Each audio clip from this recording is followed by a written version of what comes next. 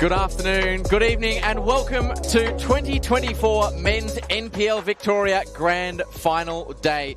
A clash of two Victorian football colossuses, South Melbourne and Oakleigh Cannons, doing battle once again on the big stage. Just 36 days on from their Doherty Cup clash here at the home of the Matildas, which saw South Melbourne emerge victorious through the lottery of penalties. A similarly close encounter awaits on the final day of the season. It is all in this, and it is a big crowd slowly brewing here in Bundoora, and it is Lockie Flanagan and Nick Damano taking you through the pre-game. Nick, this is going to be an exciting contest, and it is, if our expectations are to be believed, it's going to be a ding-dong battle. Absolutely, Lockie. I mean, we just saw a brilliant start to the day today in this, NPL Victoria doubleheader. And I mean, seeing what Heidelberg were able to do, if we get anything just like that, it would be amazing. But as we know, Lockie, as the script has gone this season when these two teams play, the goals don't flow. It's tight. It's in the mud. It's going to be, I get a feeling we're going to get that again today. It's going to be tight, and it's only going to come down to those matter of moments. And to use another cliche, might be a game of inches again today. It certainly looks as though it will be. It is the fourth time today that these two sides have met in season 2024 of NPL Victoria. Only 3 goals, Nick, have been scored across all 3 meetings. Well, I say all 3. All of them were in a solitary game. The other 2 have been 0-0 draws, including that Doherty Cup final that did go to penalties. And that was the most recent meeting between the two. But, Nick, as we start to look at the two combatants for tonight's grand final and where those goals might come from, well, the good thing for the Oakleigh Cannons is, who are, of course, hoping for their second NPL Victoria Championship in the space of 3 seasons against South Melbourne, who they beat in 2022.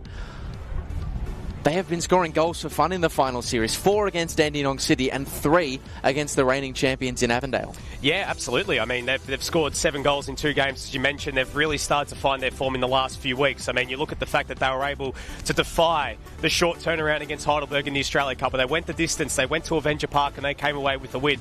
Not many teams, as we know, have gone there and been able to win. But not only win in the manner that they did. They are riding the hot hand at the moment. South Melbourne, conversely, I mean, it was a tough game against Hume City, and that in and of itself, I think it's going to make things quite interesting because, South have rung in the changes a bit, 3 changes. Oakleigh are quite a settled 11, so I'm fascinated to see how this one plays out, Lockie. It's going to certainly be a ding-dong battle, as you mentioned. Absolutely, and a few, 3 changes for South Melbourne, as you mentioned, Nick, but a bit of variance, some of them expected. Of course, Andy Brennan suspended, red-carded in that game that went to extra time against Hume City. Max Mikkeler, the scorer in the 96th minute, comes into the 11, but one of the, shocks, if you could say that, Nick, is Cooper Halfpenny drops out of not just the starting 11 after starting against Hume, but he is out of the squad altogether as one of three changes. Yeah, absolutely. I mean, he was playing some brilliant football, in this run. I mean, he's one of those youngsters that Esteban has trusted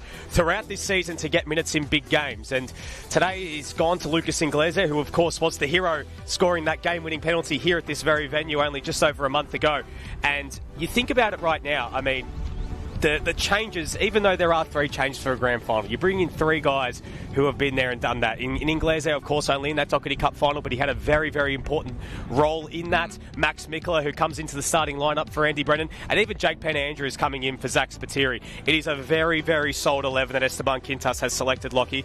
I feel for Cooper. There's always the hard luck story when it comes to grand final day. I mean, look at Max Basetto as well, not in the squad for Oakleigh. There's always 1 or 2 players that miss out, and unfortunately, whichever way it goes, those are the 2 that didn't make the squad for today, because of course with Max going out, Asad Kasumovic comes back into the squad for Oakleigh as well. It's a sign of the changing times for both sides, Nick. Of course, we've mentioned a lot, and it's been a big part of the pre-game build-up. The very recent grand final meeting between these two sides, of course, it was 5-0 to the Oakleigh Cannons in the driving rain at Olympic Village when they met in 2022. Just 728 days separating that grand final and this one. Do you think that is still lingering in the memory for South? Because, of course, let's not forget this is their third successive grand final appearance. It was a 4-0 loss to Avondale last year as well. How large is the shadow of those grand final disappointments looming large over this south side? Or do you think this is a different team? Well, the team has changed a bit.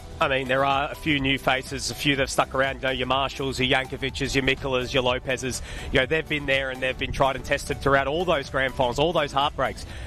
I think as much as they won that Doherty Cup, it's somewhat got that sort of monkey off the back, but now it's about getting it done in this grand final. Everyone will still have their questions until they get it done in the grand final, but it's the matter in how they lost those two games. A lot was made about that South lost such a key fulcrum to their attack in both of those games. 2022 lost Harry Sawyer in the transfer window just before the final series. 2023, Ajak Riak goes on international duty. Today they have Harry Sawyer. You know, the excuses, you know, that excuse or that sort of key sort of absentee that was there when it changes the way that South play and such a key part of it, it's not there today. Andy Brennan is a big out. We know the sort of work he does off the ball with his pressing and he's working around that. But when you're able to call on, you know, your Mikolas and your Bernardas and even Rob Harding, who's had some big moments, they've certainly got the cattle. So it's certainly going to be fascinating. I think it will still linger just a little bit, but I'm sure if they can get on the scoreboard early, Lockie, it might be able to sort of take a little bit of pressure off them going into the remainder of the game. Yeah, well, just the 2 goals since signing mid-season from Manningham United for Robert Harding. A bit of a surprise name in this starting 11, but Harrison Sawyer is absolutely, in a figurative and literal sense, looking at this south side today, he's the focal point, right? There was a 6'4" sized hole when he departed for India on the eve of the 2022 grand final. He fills it today, but his record against Oakleigh, he is a fantastic goal scorer in the competition, Nick. He's obviously the joint golden boot with Alex Salmon, 16 goals each in the regular season, but he has not scored against the Oakleigh Cannons. In the last couple of games that he's played, obviously, most recently that Doherty Cup final, he has had a very tough assignment in the central defensive pairing of Jacob Tratt and Jordan Hall, who mid-season signings like Robert Harding have come in for Chris Taylor and just put in an absolute power of work. Well, you talk about ding-dong battles. That is the ding-dong battle in this game. It is the matchup between Sawyer up against that centre-back pairing who have just been so good at steadying things for Oakleigh. We saw it throughout this season when they had absentees in defence, when they didn't have Jacob Aliopoulos and they had to shift around Brodie Boyce with different partners in the back half. They had a few sort of tough results. They also had Connor Hampson out for a few games as well.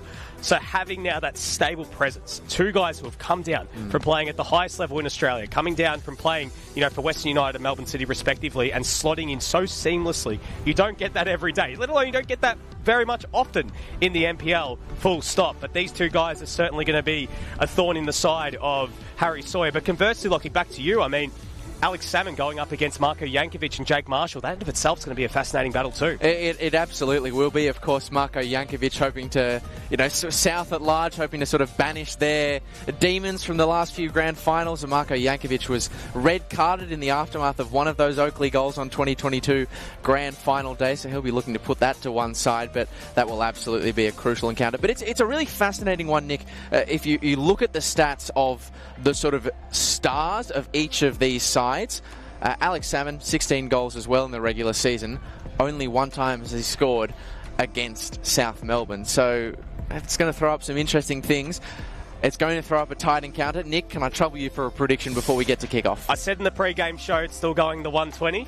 And I think we're going the distance. I still haven't settled on a winner yet, so I'm still going to stick to my guns. Maybe you can ask me again once we get a little bit closer, if we're getting close towards the 120. What about you, mate? Have you got someone? Have you landed on someone to take home the NPL Victoria Men's Championship? I am going to lean towards South inside the 90 minutes. Boy. But if you believe Nick Dubano, you have to strap in at home because we are set for a big one at the home of the Matildas. Kick off on the other side of this.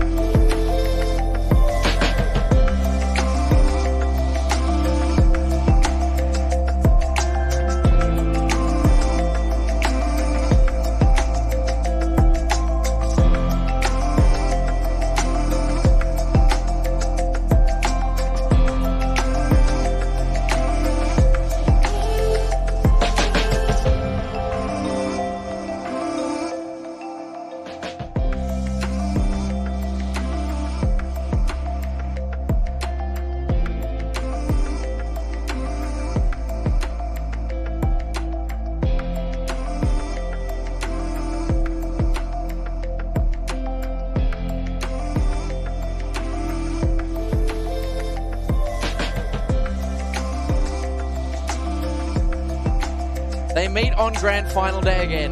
But before they do, we are going to pause here in Bundoora for the national anthem.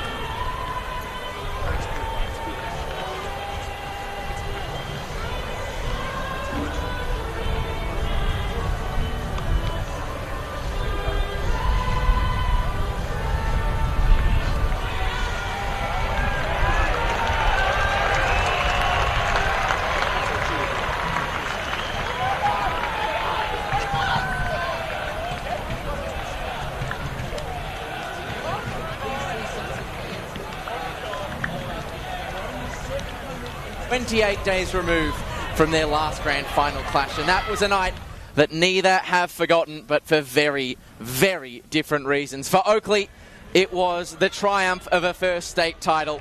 For South Melbourne, it was agony at Olympic Village, a 5-0 defeat in the driving rain, which was swiftly and painfully backed up by a 4-0 loss to Avondale the following season. It is a shadow that looms large over a South Side who are looking to return to the promised land. Incredibly though, for the third year running, the state giant, they are back on the final day again. And with Harrison Sawyer finally at the helm, they've got their premiership and a Doherty Cup in tow. This may just be the day that their 8-year wait for an 11th state title comes to a close. The question remains though, Nick Debano, can Esteban Quintas banish the ghosts of grand finals past, or will Chris Taylor lead the Oakleigh Cannons to climb the mountain again for their second title and his 5th Victorian championship? Good evening, Lockie. It's a massive evening of football. You know, this is the game. It seems like, of course, if South were going to get it done, if they were ever going to win an NPL Victoria Championship in this sort of stretch of grand finals they've had, it was going to come against Oakleigh if it was ever going to happen, and this is the perfect chance. I mean, they somewhat banished the Demons in the Doherty Cup, but this on grand final day is the one thing that has eluded them. Will it happen today? I'm not too sure. One thing you can expect though, Lockie, this is going to be tight. It's going to be one hell of a battle, and I'm looking forward to seeing how this one plays out. Of course, as well, this Oakleigh team has just been so good in the last few weeks, ever since that Doherty Cup defeat, Lockie, what they've been able to do in the Australia Cup, but also been able to do in the league in getting themselves this position. All in readiness then at the home of the Matildas. South Melbourne will kick off the 2024 Men's NPL Victoria Grand Final. Lockie Flanagan and Nick Debano on the call for NPL Victoria and Sportscast Australia as Nick Feely plucks that one up. And of course, we have also got Steve Curtin down on the sideline, who will be joining us intermittently through the game. And what does loom as a massive game, for which South Melbourne have only made 3 changes from that 1-0 extra time win against Hume City. One of them enforced by suspension. Andy Brennan red-carded in that game. And in comes the extra time scorer, Max Mikula, as Oakleigh look to get things going early. And it is flashed past the face. That time inside the opening minutes. That's easy pickings in the end, Nick, for Harvey Lopez. But it was a venomous drive from Emlyn Wellsmore, who, and we can't forget, scored has form for scoring cracking goals here at this venue in the Australia Cup against Sydney. One of the best we've seen in the tournament so far. Yeah, absolutely. This move in recent weeks to him playing further up in the front four instead of playing in the back four, which he has played a lot of his football for since making the move to Oakleigh.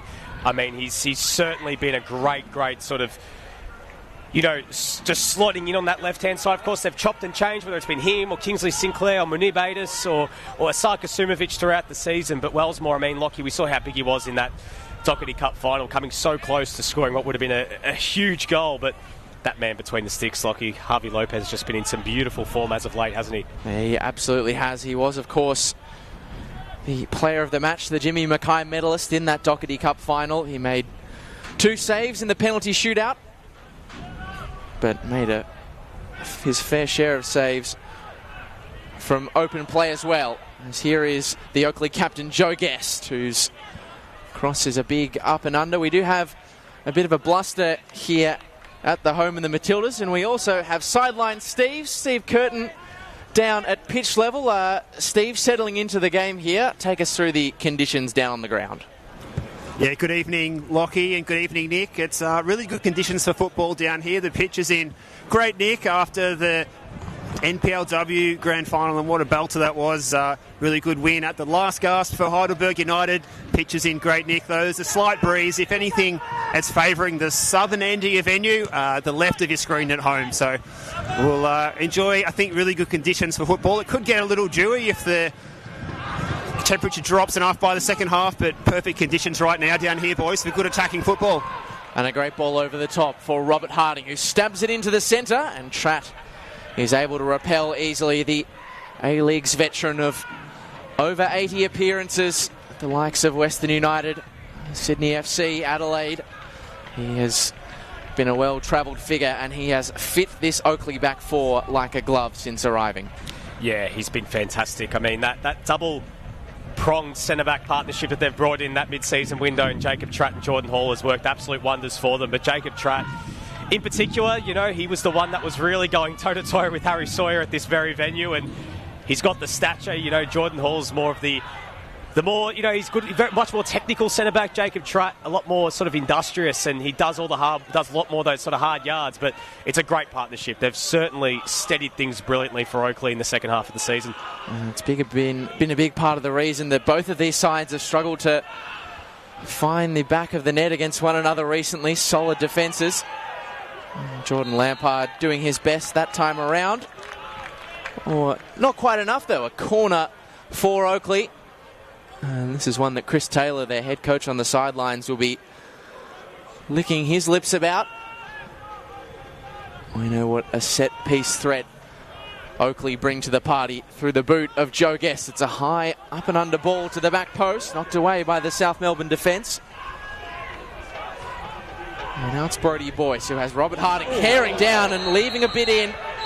And the referee, Michael Mammis, is coming across quickly to lay down the law. And the first player in the book in the grand final is Robert Harding within 5 minutes. And I don't think, Nick, he can have too many complaints about it. No, very late there. Rob Harding coming in and collecting Brodie Boyce. I think that's a fair decision there from referee Michael Mammis to hand out the first booking of the game. So Rob Harding to walk a little bit of a tightrope for the remainder 85 minutes or so. But maybe that's just a little bit of a sign of the spice that's going to be in this game, Lockie. These two teams, old rivals in the Victorian competition, so you can expect more of the same as this game goes on. Well, of course, we saw a red in that last game as well, mind you. Did.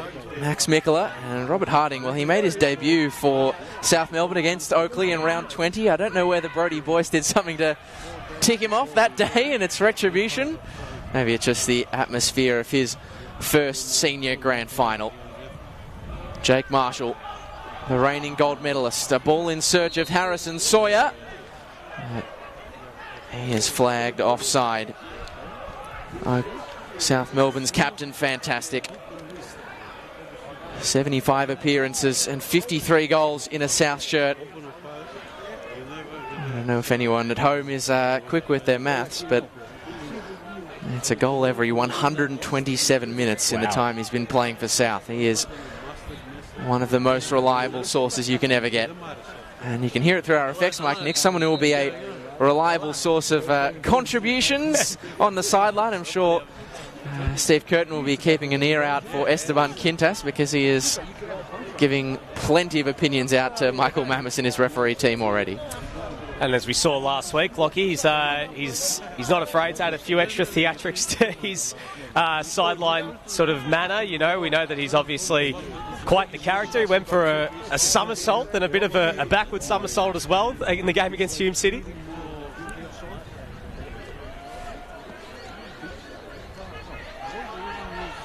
Kubalay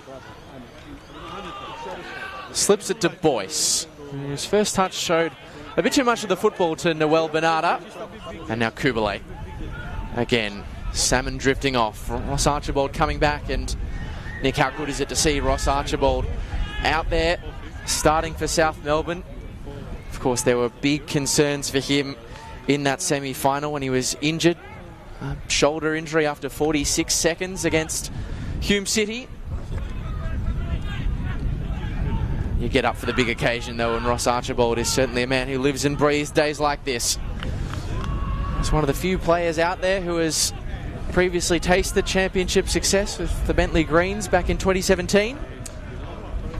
Yeah, Lockie, I mean, dislocating his shoulder and getting up for this game, we saw the injury he sustained in basically the first 2 minutes of that game against within the first minute. Yeah, you know, and he was forced off the pitch for Mario Barcia, but he's bravely, 8 days on, showed up and fronted up for today. You know, you have to wonder what sort of pain he's in at the moment, if he's able to, if it's more of just a pain management thing right now for him. Of course, the other sort of part of this as well is, Lockie, what's his status going to be beyond this? Because, of course, South Melbourne are in action only a few days' time again against Hume in the Australia Cup. So if he's braving it for grand final day, I'm sure they're going to, hope that they can get the most out of him for this evening. But if he's out there, I'm sure that he's ticked all the right boxes and he's good to go. And he will look to make himself a right old handful of the first Max Mikela long throw of the evening's proceedings, which is deep and assisted by the wind. Mikela sends it in at the second time of asking. Feely and Sawyer both rise, neither get there. South have the ball in the back of the net through Marko Jankovic, but it will not count. Harrison Sawyer and Nick Feely coming together, and Michael Mammis sides in favour of the Oakleigh keeper. Bit of a nervous moment there for that Oakleigh defence again, hearing through our effects. Esteban Quintas, letting us know his thoughts, but yeah, clear foul there on Nick Feely, and you can see there's a lot of feeling in this game early, Lockie. I mean, there's a few late challenges. Very spicy tempo to this game. Don't you love it? It really has that grand final feel to it. Certainly does, and the South fans who have really filled out the temporary grandstand on the left-hand side of your screen, certainly making their voices heard for the big occasion. And they are expecting a bit of an attritional contest tonight. They've met 46 times in Victorian football, Oakleigh and South Melbourne. They have played out a 1-0 scoreline 13 times, 5-0 all draws. They are very often games that can be decided by extremely fine margins. And Kubalay is a man who has helped to decide them before. He scored the winner against South Melbourne last time they met in NPL Victoria at Lakeside. A firm strike from the top of the box, but it was a distant second to goal of the day. Former cannon Mario Barcia. With a cannon. Oh, a loose pass from Brodie Boyce, which forces Jordan Hall into action. And Lucas Inglese just over-egging the pudding a fraction. Great to see him start today after he was the hero for South in the Doherty Cup final, scoring that winning penalty. What a great moment that was for him. What a season he's had. He's really been one of the breakout players for South this season, coming through the under-23s. We know Esteban Quintas has given a lot of opportunities to the kids this season. We spoke about Cooper Halfpenny in the pre-game show, someone who's not in the squad today, but also Mac Hilson on the bench today as well. Bernarda driving at Brodie Boyce. There are a fair few blue shirts for him to aim at, but he can't get the beating of Boyce. And there are many attackers who have said that this season. And Brodie Boyce, another exemplar, Nick, of Chris Taylor's ability to spot a fullback. A player who, in his first season in NPL Victoria, spent all of his time in the centre of defence, but CT took a punt on him, shifting him out to right back, and once again, like Ryan Pachkowski of yesteryear, he has found a square peg to fit a round hole. And could I have a bit of a controversial opinion here and think he's actually played a little bit better as a right back in recent weeks? I think he's actually fitted in beautifully and is a perfect sort of foil to Tratton Hall, and really offers a bit going forward as well. So I think it's been a great move to move Brodie Boyce out wide, and boy, hasn't he really just been a consistent figure. I'm pretty sure, Lockie, he's basically started every single game and played in every single game since he's arrived in the league. Yeah, he has only missed a handful of games since arriving from the Sunshine State. Started 27 games from 27 appearances this year. So they've only missed a couple as they've gone deep in both the Doherty and Australia Cup.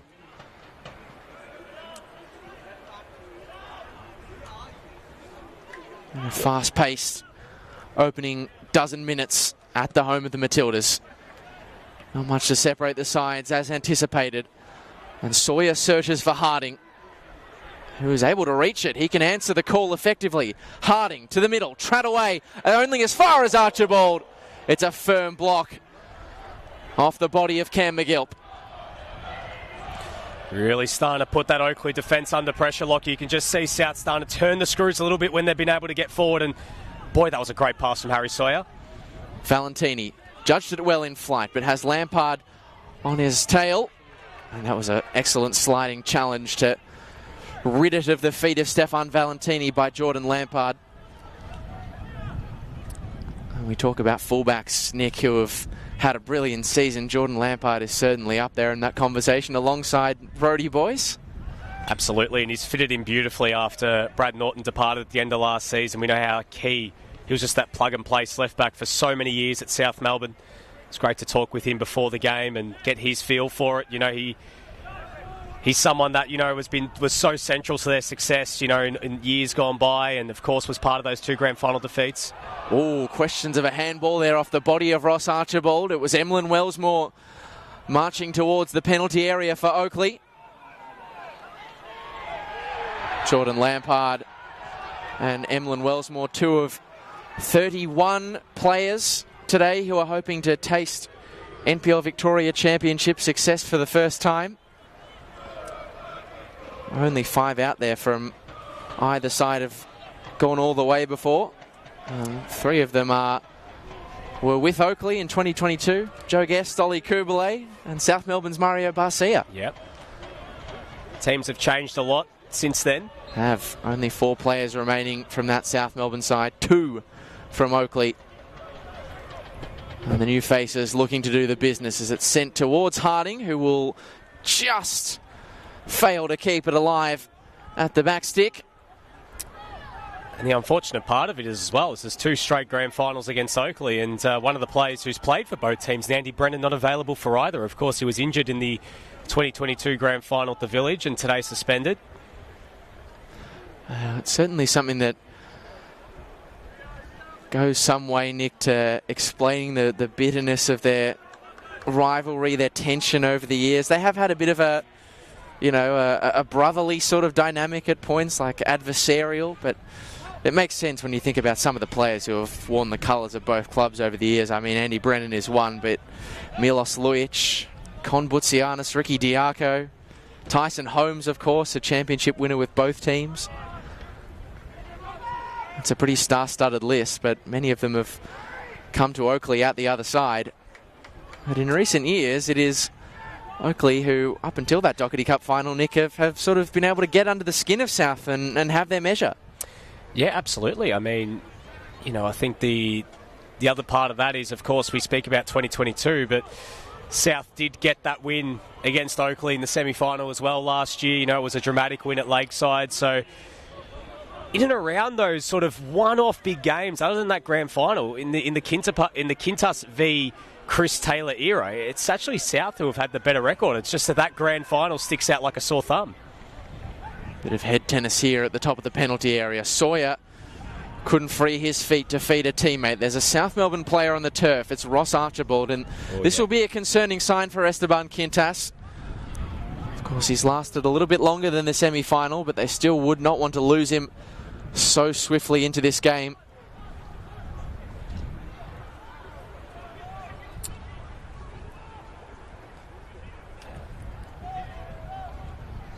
He's currently getting treatment from South Melbourne physio Tennille Holmes.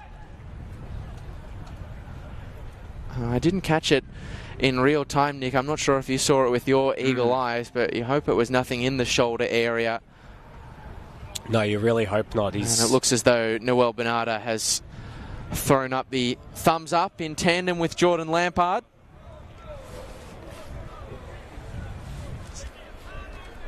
And this break in play might give us a chance to head back down to Steve Curtin, sideline Steve on the ground floor for us, and I'm sure you have already had your money's worth in a front row ticket to the Esteban Quintas show. You're not wrong here, Lockie. Big game, big atmosphere, and Esteban is certainly very wound up. Plenty of instructions for his players, trying to make sure that Lucas Inglese is staying close to Joe Guest and trying to quell his contribution to the Oakleigh attack, which we've seen him do pretty well so far. A slight concern before for Rob Harding with the bloodied nose. They couldn't get that to stop bleeding. In fact, he's over on the sidelines now sticking some tissue paper up there, so that nose just refuses to stop bleeding. But the same problem now for Ross Archibald too. Fortunately, as you guys said on the call, not the shoulder that we saw him suffer the injury to last week that saw him subbed out in the first 4 or so minutes. But Mario Barcia has been sent to warm up here, so we could even see an early change here if Ross Archibald is unable to continue. Steve, I mean, we know what Esteban's going to provide in terms of, very dynamic person around his technical area, much coming out from the Oakleigh technical area. I mean, we can gather that Chris Taylor, we know how pensive he is in these moments, but what are you gathering from the Oakleigh side? Yeah, a lot more subdued there. I think nothing changes for a big game for CT. Just the usual style, usual approach. The players coming over to take a little bit of a drink break during this injury delay a short time ago, and just reminding them to stick to the plan, and nothing too out of the ordinary yet for CT, as you guys would well expect. Well, thank you very much, Steve Curtin. One of the best seats in the house, alongside Esteban Quintas, and those South fans have got a pretty good spot for this contest as well, and they are certainly adding their atmosphere. Nick, I thought up here on the scaffold was the nosebleed section, but apparently today it's down on ground floor. No. Robert Harding in the wars along with Ross Archibald. Yeah, just looking, Ross has got a bit of, as Steve mentioned, a bit of tissue paper as well up the nose, just to stem the bleeding a little bit. But you just wonder, just goes to show the physicality in this game so far. But I guess the best part out of this, from a South persuasion, Lockie, is thank God for Ross that it's not a re-aggravation of that shoulder injury. It is I don't just want to say just a bloodied nose, but it's not what the worst case scenario I guess could have been in that situation. Well, if he can play through shoulder trouble, I think he's going to be able to play through a blood nose. Ross Archibald, an absolute competitor, the 29-year-old. South Melbourne slightly aggrieved that throw went the way of Oakleigh. Haven't seen too much, Nick, of Alex Salmon early doors. This might be a chance for him to make something of the contest, as Kublai was really clever with his movement. He cuts it back to Alex Salmon, who couldn't open up the angle for a shot. Still alive, though, through the cannons. Connor Hampson scoops it into the area, and away emphatically by Jake Marshall. And now Sawyer's turned beautifully and wanted to mark his arrival in the grand final with something out of this world. Well, if Mario Barcia can do it, you thought Harrison Sawyer might be a chance, but didn't quite get the desired purchase. And it was audacious, but I mean, Nick Feely was well on. Off his it was line. on. Yeah. So I understand the logic, despite it being such a speculative effort. But yeah, Harry Sawyer, if there's anyone who could do it, it is him. That was probably just didn't get the purchase he was looking for on that one. Well, we have seen some fantastic goals today already at the home in the Matildas. Some absolute worldies, particularly scored by the losing side, Preston, in the women's grand final. And now it's Oakleigh looking to open the ledger in the men's. It's scooped in by Guest. It's Valentini who couldn't fire away. The Cannons starting to take a grip. Boyce in. Painter Andrews away. And Mikola goes safety first. And Nick, there has been nothing to split the sides inside the opening 20 minutes, or what of those 20 minutes we've played, but maybe Oakleigh are just starting to take a grip on the contest. Yeah, it took the words right out of my mouth there, Lockie. You do feel like they've started to turn up the pressure a little bit on this South defence. It'll be interesting to see how they can respond because, the likes of Valentini and Guest are getting involved, but particularly that dynamic duo midfield, Lockie, Kubalay and McGill, getting forward and offering that support in attack. They've been so consistent ever since they've arrived at Oakleigh. Probably two of the players that don't get sort of the same amount of credit that a Guest or a Salmon does because of, the amount of goals that those guys score, but they're just so important to the way that Oakleigh play. Big up and under into the night sky by Robert Harding, and Tratt's clearance was unconvincing. Hall producing a more telling touch. Valentini rides the challenge, and Lampard just knocks it over the line. It's a big day for Stefan Valentini. Of course, still searching Steph for his first taste of NPL Victoria Championship success. Eluded him at Avondale in 2019. He made the move to Oakleigh last year when they fell short at the semi-final stage. You just feel like he's the kind of character who is primed, Nick, to have a big say on today. He has only scored twice before against South Melbourne, never in the colours of Oakleigh, but on the big occasions, Stefan Valentini could often stand up and deliver something special. Yeah, I mean, a golden boot winner in his own right, and he's someone that is certainly a player made for these sort of games. Like you mentioned, like these games will come down to moments, and you do get a sense that a player of his calibre. Oh, did that come off a hand from Hall? Well, that's the question the South fans behind the goal are asking. Love to see another shot of that. Yeah, I'll have to take a second viewing shortly. There are so many star names out there who could decide the fate of today. And there may only be such a close encounter that there may only need to be one. And this tension that has been brewing continues to simmer away. Let's have another look at that alleged handball. Oh, yeah, the arm was out. Definitely looked to have come off the knuckles of Jordan Hall. I don't think it was malicious intent by any stretch of the imagination, but it all comes down to unnatural v natural position, and I think that there's a fair argument from a South perspective that his arm was in an unnatural position. Mikola, that one was a far more open and shut case for Michael Mammis. Mikola, the meat in the sandwich. So free kick in a bit of a strange position here for Jankovic to loop it towards the penalty box. And a good challenge by Lucas Inglese to thwart Ollie Kubalay from a forward foray.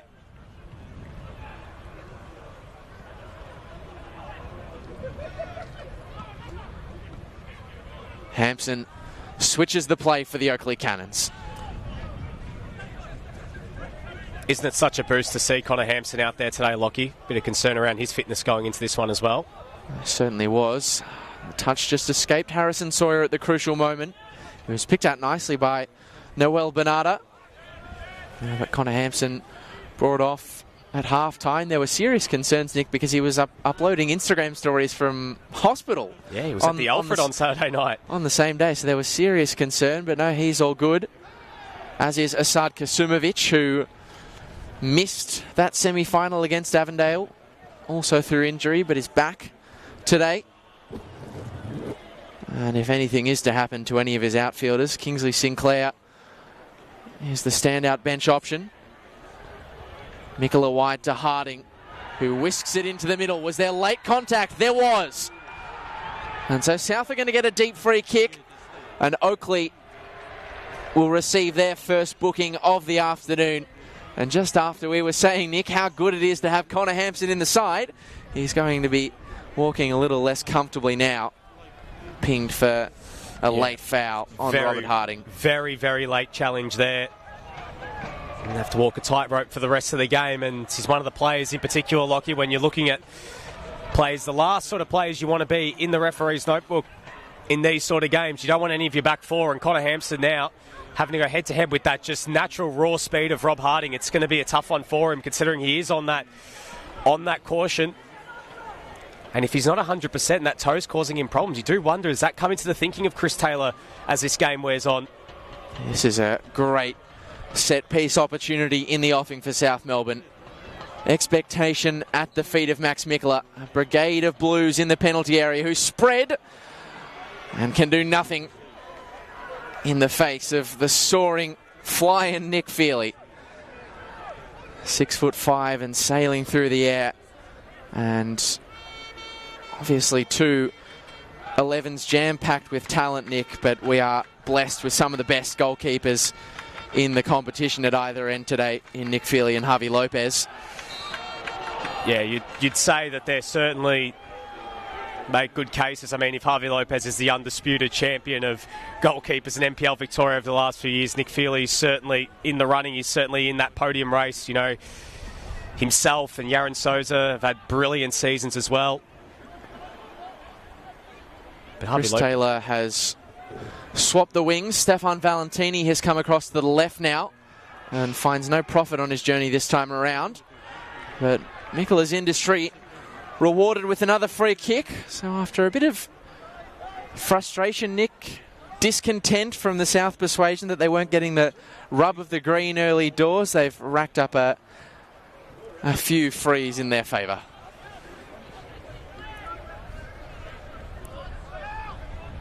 Lucas Inglese.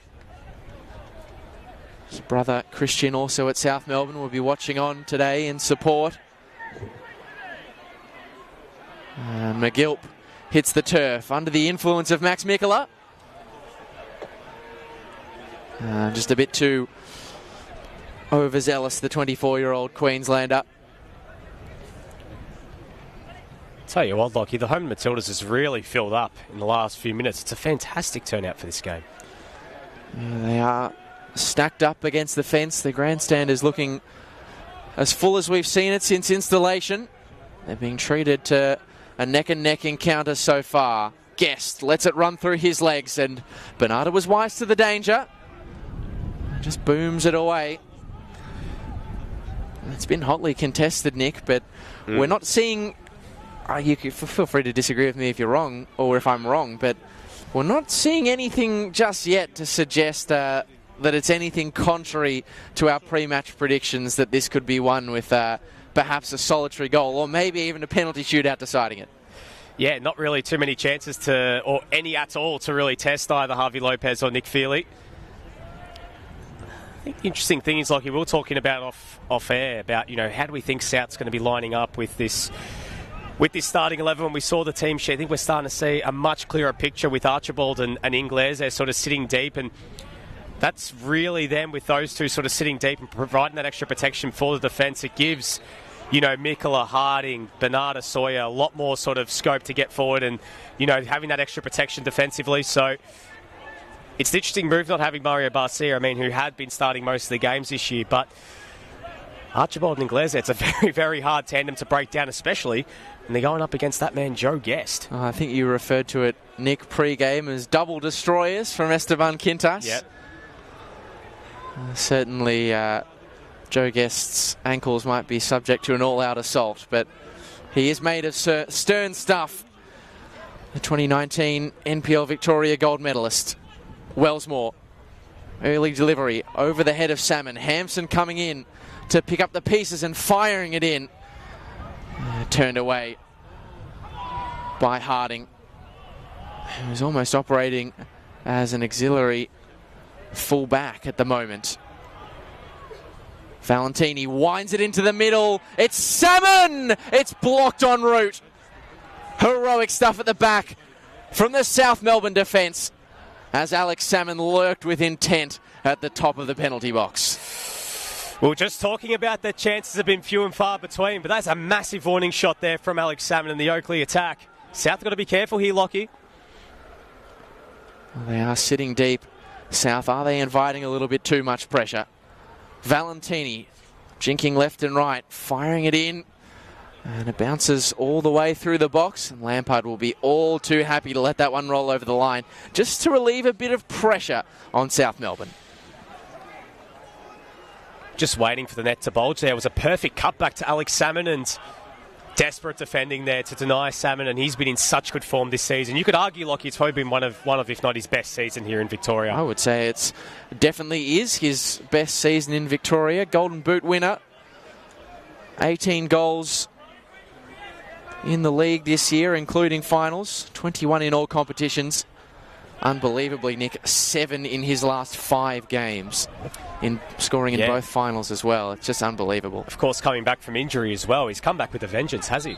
Yeah, and he'll be hoping to keep up that red-hot form against an opponent that he actually, comparatively speaking, hasn't had a lot of joy against, Nick. Only 1 goal in 10 matches against South Melbourne for the Slippery Salmon, and that was in his first game against them back in 2019 for Green Gully. Long time between drinks, but he nearly had a decisive say. He might look to get on the end of this. Wellsmore chips it in. It's oh so inviting for Tratt. And it wasn't the most convincing of touches, but corkscrewed away by Marko Jankovic. And Oakleigh will get their first corner of the evening from the far side. And so Emlyn Wellsmore, who was on free kick duty, makes the slow trudge to the corner to go and take the corner kick at the opposite end. An interesting setup here from Oakleigh. Players really spread out amongst the box. Do have a designated set piece coach. What have they cooked up? It was nearly Valentini free as a bird in the centre, but it wasn't quite. That ball has stayed in play. Valentini fighting tooth and nail. And eventually, too much tooth and nail. Chopping at the ankles there, Steph Valentini. We know he's going to be in the thick of it again today, isn't he, Lockie? Whether it is the sort of sporting tete-a-tetes that you have verbally with your opposition or the physical battle, we know, Nick, that Stefan Valentini has got plenty of nip. He's got plenty of quality to back it up as well. Of course, spoke to him in midweek as part of the grand final preview promotions. Yeah, you could see that, it was interesting sort of getting his perspective on, moving on from that Doherty Cup final defeat, Lockie, where he basically said, next day we move on and we get on with it. And it has felt like ever since that Doherty Cup final, Lockie, they have just brushed it aside and got on with the job. They're still in the Cup. They have responded brilliantly in the league. They locked up that all-important home final. And, now it's a matter of... Come back in a sec. Lovely stuff by Hampson. It is Alex Salmon who drags his shot. It was nearly a return ball for Connor Hampson. What a cross from Hampson as well, outside of the foot. Then it was on an absolute platter there as well for Alex Salmon. Oh, didn't that set up beautifully for him as well? We had the perfect view of it as well, Lockie, if that had come off. But yeah, it is interesting, as been speaking, as you mentioned, to Steph Valentini about just moving on and getting on with it. Do wonder if those, as you spoke about, ghosts sort of lingering from a South perspective, about 2022, is the ghost of that Doherty Cup final potentially at all when, they actually got out in the pitch here, same venue and everything, playing against a familiar foe. Is that going to come into play at all today too? Well, I might come back to you on that one in a second, Nick, because I was speaking to Chris Taylor in midweek, and South Melbourne will tell you that, we've moved on. That's a different side. That 2022 grand final's not us. But when I spoke to Chris Taylor, he made a point that they were out to get one back, to avenge the Doherty Cup, and that was a motivating factor for them, which usually if it was, a coach actually wouldn't be inclined to divulge. But certainly I think they're looking to vanquish the ghost of that Doherty Cup. And they're going the right way about it at the moment. Moving the ball really nicely here at their home away from home. Been playing their Australia Cup campaign through here. Won 11 days ago on penalties against Heidelberg United. 3 penalty shootouts, Nick, in one season for Oakleigh. And they could still add to the tally either tonight or in the Australia Cup. 2-1 in those penalty shootouts as well, Lockie. Of course, the one being against South Melbourne. Great first touch from Wellsmore. The second, not quite matching it. And Sawyer has really been the lone hand at the pointy end of the Christmas tree for South Melbourne and has been kept fairly quiet in the early knockings. Is he a little bit too isolated for your liking, Nick? It's a good ball from Guest. Boyce blocked en route by Max Mikela. I do think so. I think every time South have looked to break, it's just been like a 1-on-3 or 1-on-2 every single time. You know, Bernardo, Mikela and Harding have been hemmed back to support the fullbacks, so they haven't really been able to spring with the same freedom and have that same sort of support, because Soy, as we know, when he's got those players buzzing in and around him, it's a very, very hard attack to stop. Guest, an in-swinger, inviting and cleared by South. Kubalay with a no-look pass that works out perfectly. Valentini on the drive, swinging it in. Jankovic getting his boot through the ball. They are putting in crosses that are asking the question, Oakleigh. For now, South Melbourne up to the task as McGilp brings the best out of Javi Lopez. Where did that come from? What a time it would have been to score your first goal of the season, Lockie. I mean, we know Cam McGilp is not the type to usually get on the scoreboard. Only 3 in his time in NPL Victoria, but that was a beautiful hit and it took a bit of an awkward bounce. Oh, he had 2 covering defenders in his way and he managed to split the gap between the 2. And Javi Lopez did well to react. Guest punched away unconvincingly though by Lopez. Painter Andrews more confidently clears. This has been a really good patch from Oakleigh, Lockie. They're really starting to tighten the screws on South Melbourne. I wonder if Esteban Quintas is already going to make a sub. I don't speak Spanish, but he's made 2 calls to Mario Barcia, who is warming up with some serious zeal. Is that a second player as well warming up with him? Yeah, we it's might like have 2 players. Might have to check in with sideline Steve Curtin. Steve, there is a few murmurs afoot of a substitution for South. Are these rumours to be believed? Yeah, absolutely right, Lockie. Esteban Quintas has noticed that Oakleigh has really got the ascendancy in the last 15 minutes. He's told Mario Barcia 2 minutes and you'll be coming on. But we're also seeing as well as Jack Pope is getting stripped as well. So we're likely to see a double change here for South before half-time to quell this onslaught from the Oakleigh Cannons.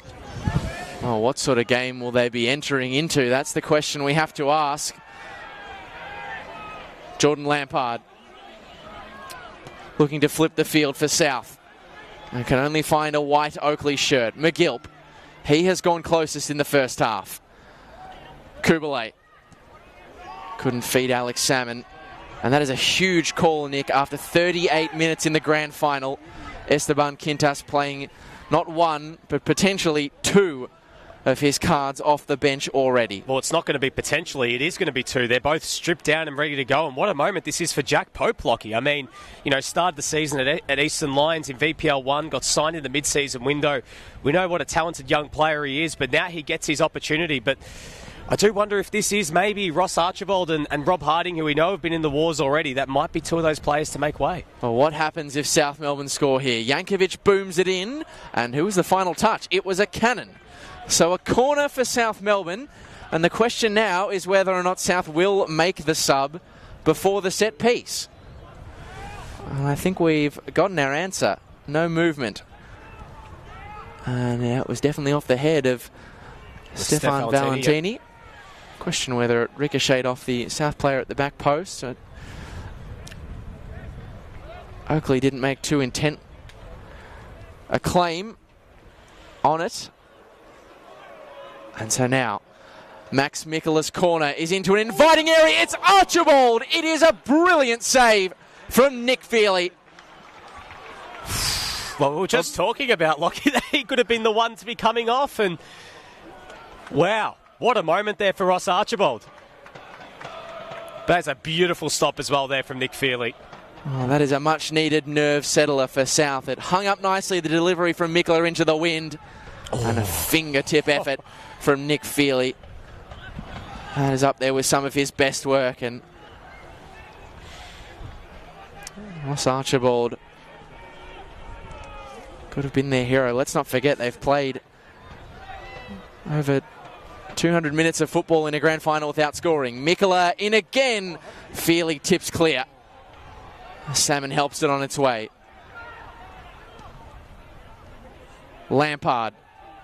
Knocked into the middle. Sawyer lays it down, and the shot is dragged by Marko Jankovic. Well, you don't often expect the central defenders to be the ones scoring in the grand final, but Marko Jankovic is someone who can find the net.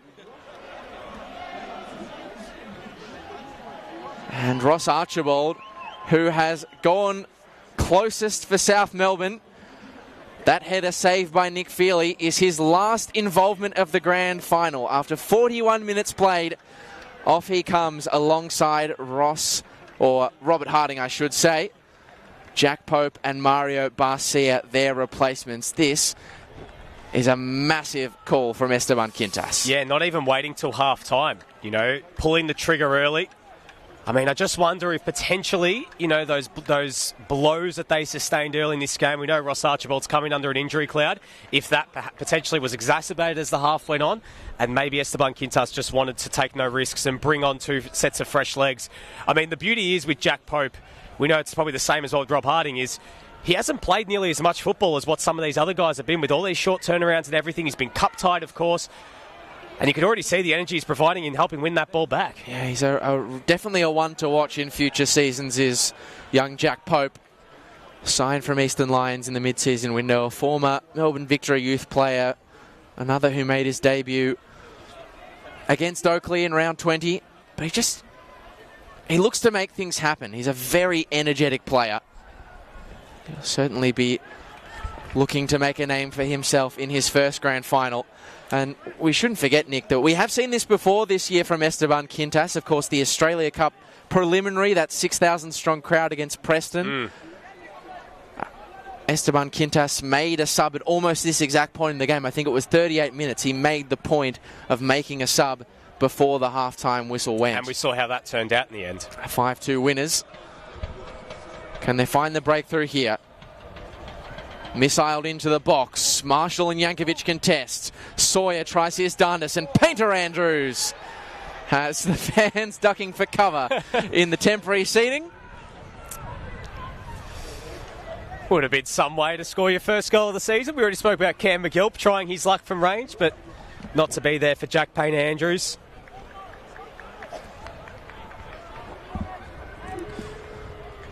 It's been a better patch, though, from South Melbourne, Lockie, in the last few minutes or so after Oakleigh were really starting to turn the screws, with those chances they had through Archibald and then Jankovic. An agricultural clearance from Jankovic, but it nearly worked out to the advantage of Sawyer. Sometimes with those big up and under balls, Nick, it's just going to be about who reads it best in flight. Well, we've seen how the ball's bounced on this turf throughout the day in this double header. We saw it earlier in the Heidelberg-Preston game. I mean, just the way the ball was bouncing, causing problems for goalkeepers and defenders. So I wonder if potentially that might come into the thinking at all today with maybe a bit more of a Route 1 approach at times. Lovely from Jankovic, good composure. Already Mario Barcia is bringing his energy. Painter Andrews lofts it towards Sawyer. Pope. Across goal, Jordan Lampard. Not to be. He saw his name in lights, did Jordan Lampard. He did score a spellbinding strike in the cup in that aforementioned game against Preston, and I reckon it crossed his mind as he lashed this one towards goal. I was just going to say, Lockie, if there was anyone that has a thing for scoring big goals in big games, it is Jordan Lampard. And that fell to him really nicely, but just wasn't able to get his body over it. It was always going to be something spectacular if he was able to beat Nick Feely from there. South finding a second wind in first half stoppage. 4 minutes added on by the fourth official, Ross Clark. Of course, was the referee between these sides in the Doherty Cup final, where Michael Mamms was the fourth. They've done a position swap. System referees all the same as well. It's like watching Ferrari drivers when they've got or like Formula One, so they have the A driver. Let's just swap positions when we've got a clear spot on track. Oh, that double substitution gamut from Esteban Quintas does mean that he has only 3 outfielders left to call on the bench for what remains of this game. Zach Spiteri, young Mac Hilson, and his favourite sub this season in Emil Pios. Strong challenge from Boyce. All fair in the eyes of Michael Mammis, despite the fact that Noel Bernarda was left and remains in a heap. That's another corner though. South Melbourne in the final knockings of this first half have started to throw together an ever-increasing volume of set-piece openings. Jack Pope has been sent in to attack this, and it was Jack Pope who was lurking, and it's Barcia who would have scored a screamer against his former side. He is the only ex-Oakleigh player out there for them today.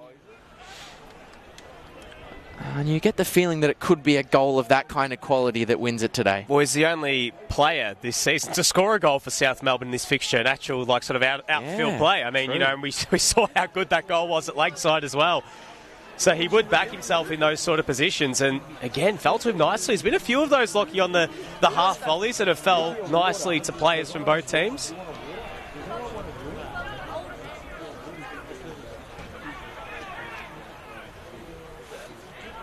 Yankovic missiles it towards goal. Easy stuff for Nick Feely. Neck and neck after 45 minutes played, South Melbourne and Oakleigh. Not that we expected anything different. Could this be the opening? Barcia. Plenty of centre field to work with. His pass not the best though for Mikola, who is just shown where to head by Connor Hampson.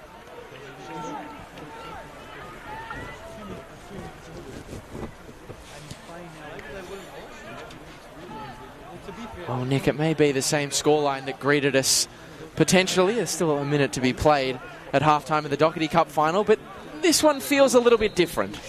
Yeah, the chances sort of flew in the second half of the Doherty Cup final. The first half was a lot more cagey, but this one, particularly towards the end of this first half, the spice is certainly, you're feeling it a lot more in this game. The chances as well coming to both teams, you know, in this first half, especially towards the end of it. So, see if maybe one more chance for Hellas.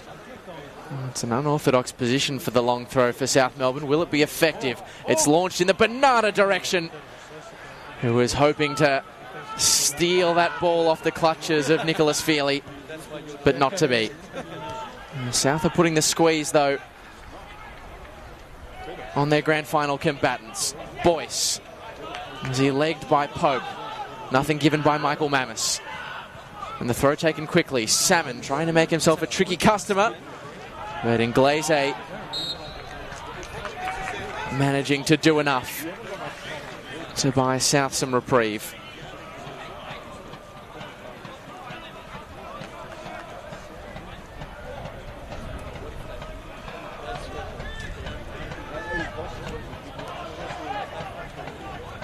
And he was nearly caught out by Alex Salmon that time around, but so much this season, Lucas Inglese, since coming into the field, the fold, has shown composure beyond his years. But it is as we were in the first half of the Doherty Cup final. The grand final between South Melbourne and Oakleigh Cannons is all square after 45 minutes played. Could we be set to go the distance again? That's the question we will look to answer as Steve Curtin is down with Joe Guest at halftime. Yeah, thanks very much, Lockie. Joe, thanks for joining us. A really hard-fought first 45, as we expected, between you and South. They got a reasonable start, then you guys really got back into it midway through that first half. Yeah, it's been, both teams have had probably periods where they've dominated. A little bit scrappy from both sides, I would say, but we expected that playing against them. That's the way they like to play the game. So, yeah, it's up to us now to sort of take the initiative back and see where we can end up. And defensively, you have to be happy with the way that you've dealt with South Melbourne's attacking phases of play? Yeah, obviously it's a lot of long balls, a lot of duels that have got to be won, second balls, things like that. I think we've done that quite well so far, so hopefully we continue that in the second half. Joe, thanks for your time and good luck for the second half. Lots of duels, lots of scraps, lots of battles, but there is only one contest still to be won and lost here at the home of the Matildas. It is still anyone's game as we head towards 45 more minutes of football. The halftime score in the 2024 Grand Final sees South Melbourne 0, Oakleigh Cannons 0.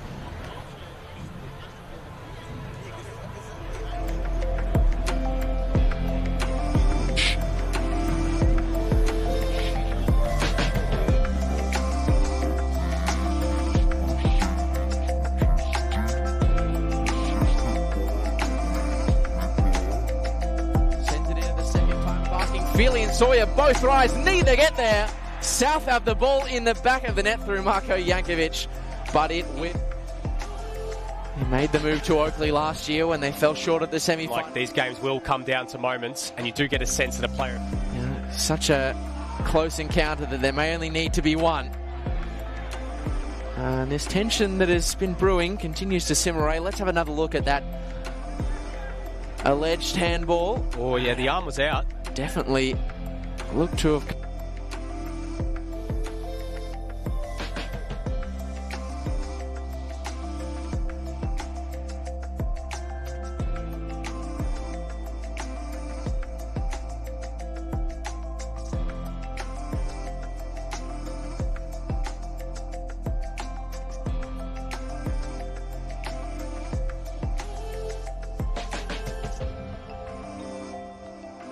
Here is the Oakleigh captain, Joe Guest, whose cross is a big up and under of the evening's proceedings, which is deep and assisted by the wind. Mikola sends it in at the second time of asking. Feely and Sawyer both rise, neither get there.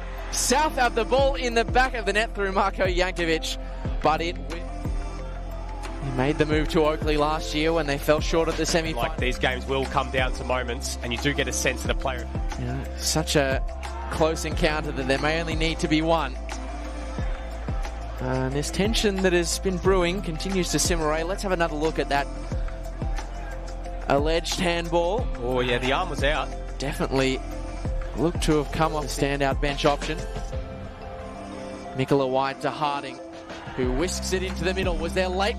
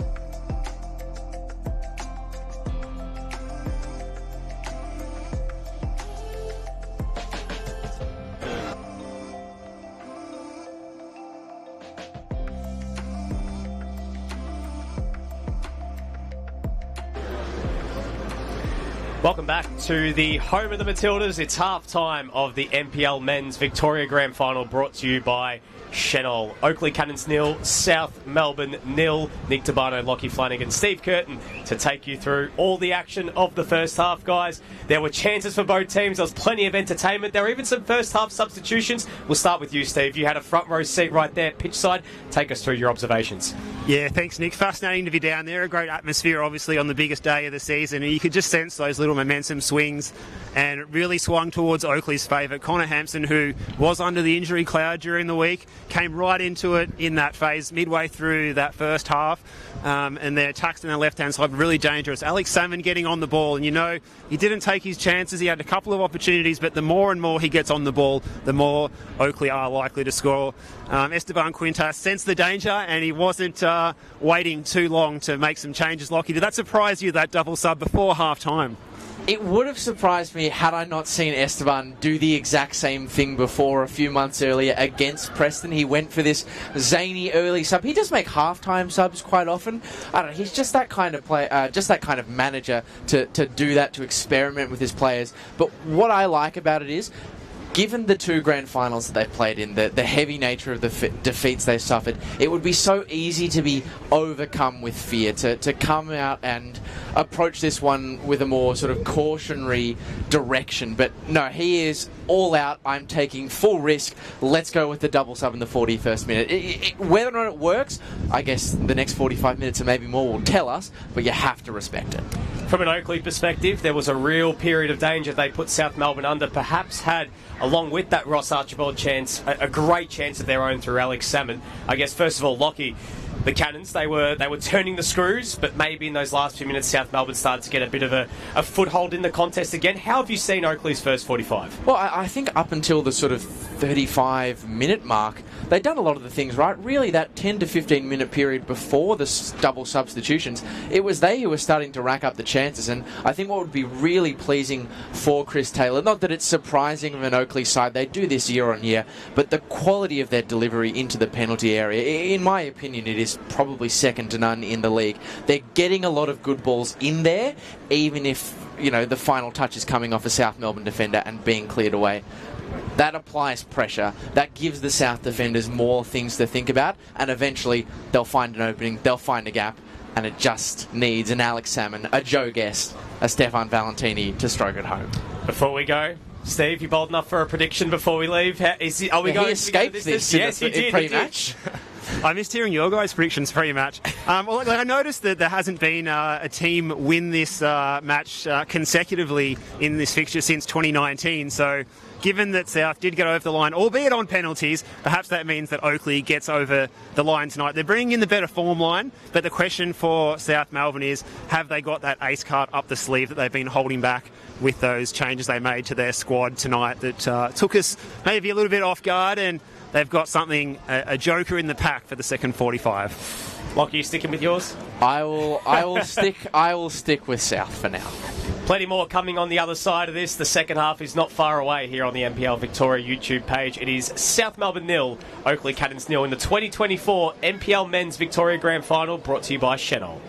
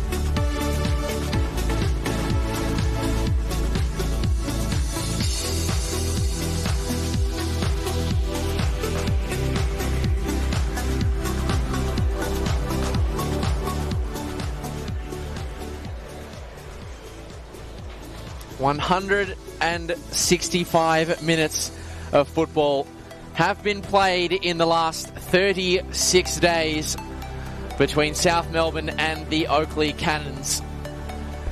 And still, we wait for the first goal in each of their major finals bouts. 3 halves of football without an opener, but this is the 45 minutes that count, with championship glory lying there in wait for whichever side is bold enough to take it. And the early evidence of the first 45 is that this Oakleigh side in white are capable of creating the openings, and so too are the South Melbourne outfit, who now return to the field in search of what would be a record 11th state championship. They went the closest late on through Ross Archibald, who ultimately was substituted before the end of the first half interval as part of a double sub that saw him replaced by Mario Barcia and Jack Pope brought on for Robert Harding. There have been twists and turns already in the 2024 men's grand final, but still we await the first goal, and still we await a worthy and willing champion. And it's all to play for here at the home of the Matildas. And it is Oakleigh who will get us underway for the second 45. Lockie Flanagan and Nick Dabano back in the booth for the second stanza. And Nick, yes, they haven't scored between each other. They haven't opened each other's defences in 3 halves of football. But I feel like they're getting closer and closer with each half, plus the extra time period chucked in as well. Yes, absolutely. It did feel like it was a matter of inches in that sort of latter stages of that first half, with both Alex Salmon and Ross Archibald coming so close to opening the scoring. I still get this unerring feeling, Lockie, we're going the distance. Even if there is a goal in this half, I do get a sense that we are set for extra time. I do get a sense that there might be more than one. So it just had to be, you know, these two sides are so evenly matched. Just the one goal has separated the sides of South Melbourne and Oakleigh 13 times over the years, the most recent of which was on the 1st of April back in 2023. Josh Wallen, the only and decisive scorer in round 7, as South Melbourne brought their Jack Edwards reserve curse to an end and exacted a bit of grand final revenge as well. Their first game after that 5-0 defeat. Here's Jack Pope, one of the first half substitutes, laying it off for Harrison Sawyer. It just hasn't been his day to this point. Kubalay. They got a microphone, don't say anything. Knocks it forward for Salmon. It's being marshalled well by Marko Jankovic, and flying in comes Mario Barcia, the former Cannon. Alex Salmon, not one of his former teammates, but certainly not a player who leaves anything out there on the pitch. Here's the man from Argentina.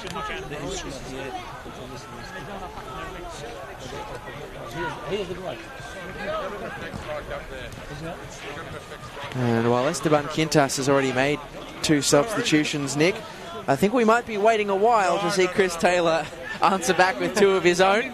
He's got a rip-roaring raft of bench options to choose from, but he doesn't always call on them until they're absolutely needed. And he might not need to with quality like Stefan Valentini, who's twisting and turning and returning the favour to Hampson. And Oakleigh get their first corner of the second half. And there are names there on that Oakleigh bench, Nick, that just leap out off the page. Asad Kasumovic, of course.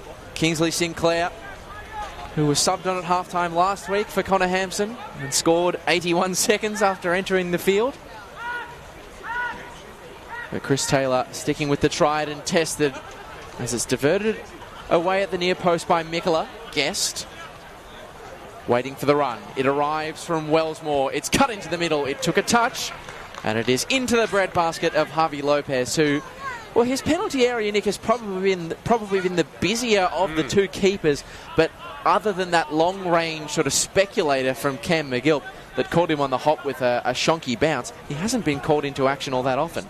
No, not too much. I mean, the Alex Salmon chance, Lockie, it took a bit of, extra goalkeeping from his defenders to help it, because Lopez was beaten. But, so far he hasn't been called into the same sort of action that we saw in this same meeting in the Doherty Cup final, where he was just so good throughout the 120 plus penalties. Barcia loops it back in the Pope direction. You mentioned the Chris Taylor subs, Lockie. I mean, a lot was made of that Doherty Cup final. Made only the one change in that game. Brought Connor Hampson on for Joe Guest, who was, of course, nursing that injury at the time, but didn't turn to some of his other options when the game was there, when it was 0-0, when it went to extra time and they had South on the ropes. When they had the likes of Munir Badous and Max Pacetto and Pierce Waring on the bench, not turning to at least one of them to try and put that South Melbourne defence under a little bit more pressure and try and just run it with the starting lineup that he did go with, and moving Emlyn Wells more into that front four. So it'd be fascinating to see if we see something similar. If the game does go down the distance, does Chris Taylor look to any of those attacking options? Because as you mentioned, there are just so many at his disposal. Trav Sawyer engage in the aerial battle, and what's the decision here? Has it been called back for a South Melbourne free kick? I believe it has. So Michael Mammis, good refereeing there, playing advantage for the potential opening of Harrison Sawyer. Not that they could make much of it, South Melbourne. Painter Andrews selling Mikola a fraction short, but Lampard endeavoured well to win back the ball, only momentarily. Players hitting the turf everywhere you look at the moment. And now Salmon is sought after with the switch of play. But the scraps fall to Stefan Valentini, who can hit them from this sort of range. And it is Marshall making his life tricky. And interesting, Nick, that the South Melbourne active supporters have vacated the grandstand now. They've come across to the right-hand side of screen where South will attack in the second 45. You have to wonder, if we go to extra time, will they make the 15-minute interval trip left and right? Wouldn't be surprised. I would not be surprised at all. Valentini turned into traffic. Kubalay kept it alive. And now Wellsmore digs it in. And it wasn't the cleanest from Marko Jankovic, but it was enough. Take two for the Cannons. Valentini took it in stride. Jankovic covered across well. What an absolute colossus Marko Jankovic is for South Melbourne in NPL Victoria appearance. Number 169 today.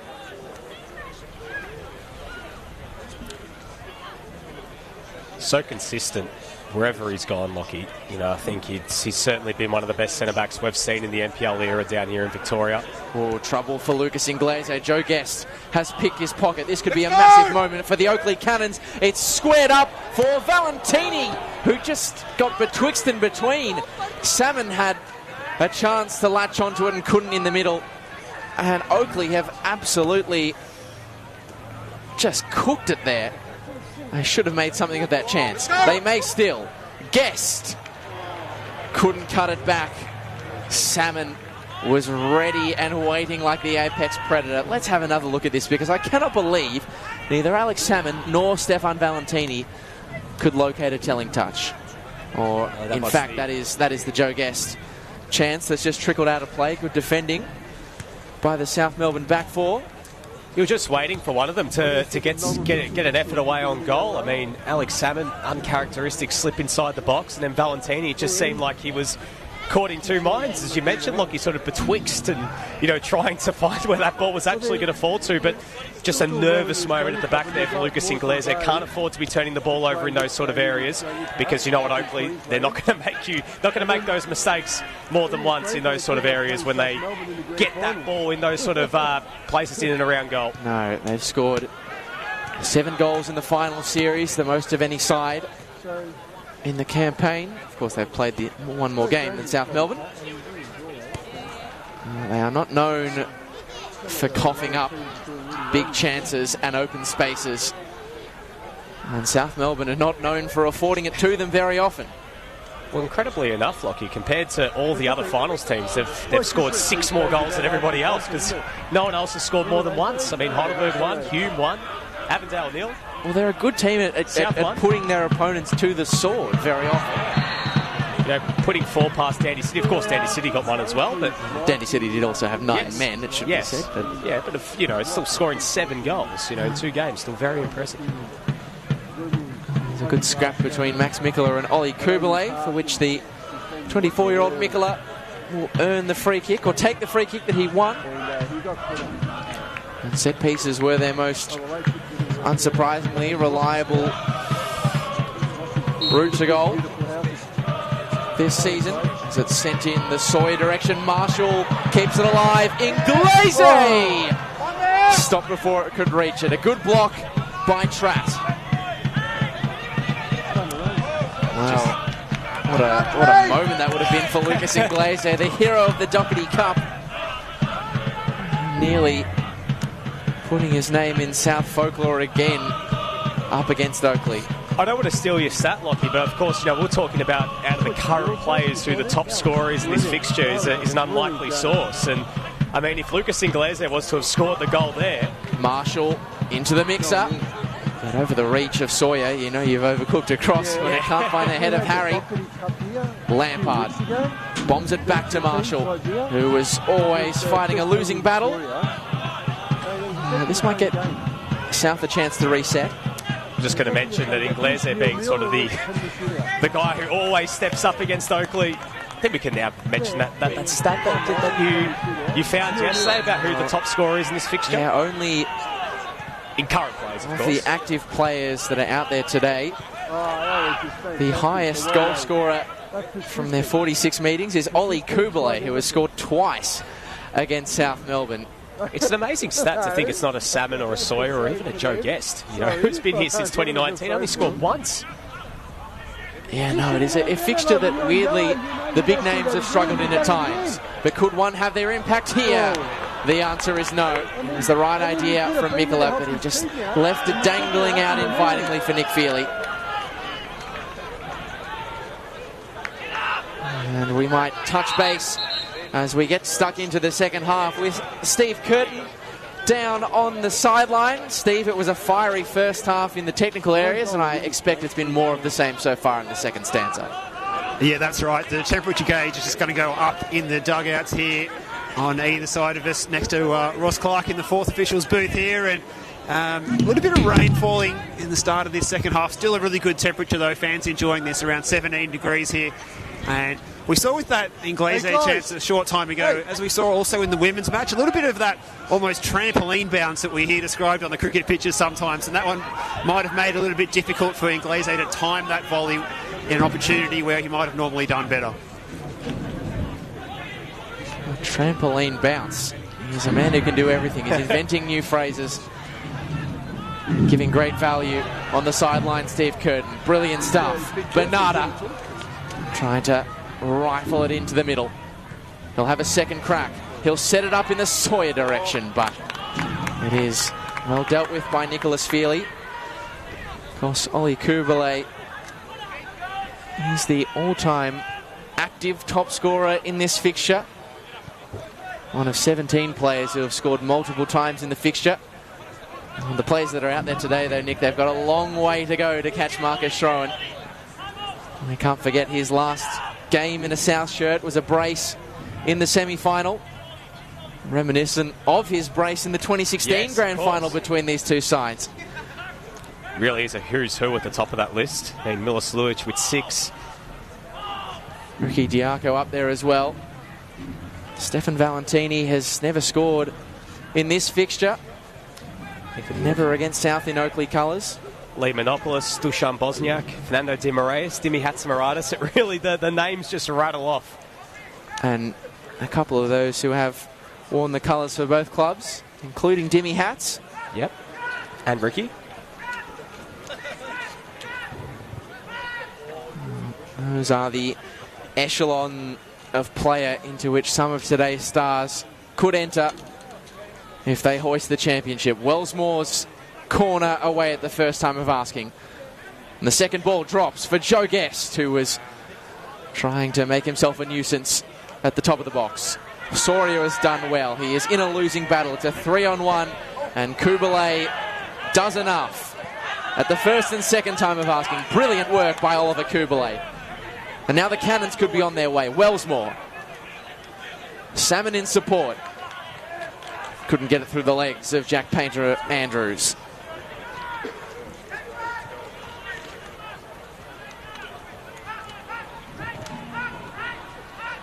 Valentini.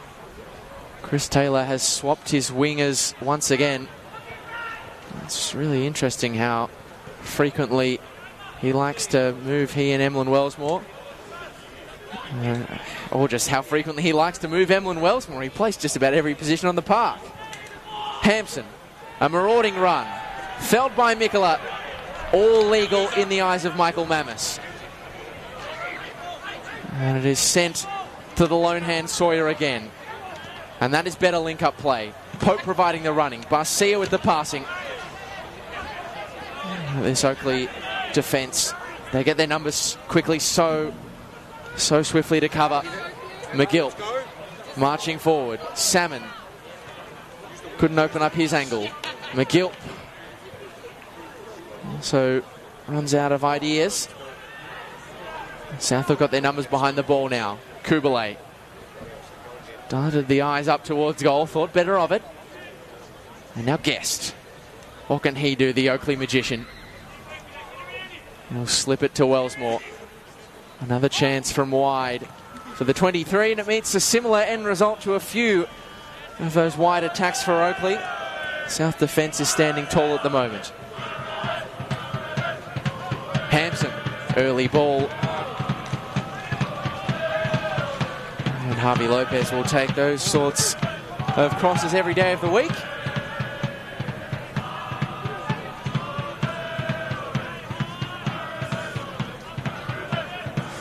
And interestingly, Nick, in a fixture that has had 62 different goal scorers over the years, Harrison Sawyer has never been one. Can you believe that? Not really, to be honest. He has scored against just about every other opponent in NPL Victoria. But he is 6 games without a goal against Oakleigh across the league and cup. It really is an incredible stat. To think that someone who, in his time at South Melbourne, has been such a prolific goal scorer, still not been able to get one against the old rival. Well, what happened today? What a time would be to break a duck. Well, they do in this fixture often come from an unlikely source. Salmon. Blocked by Marshall. Another corner for the Cannons.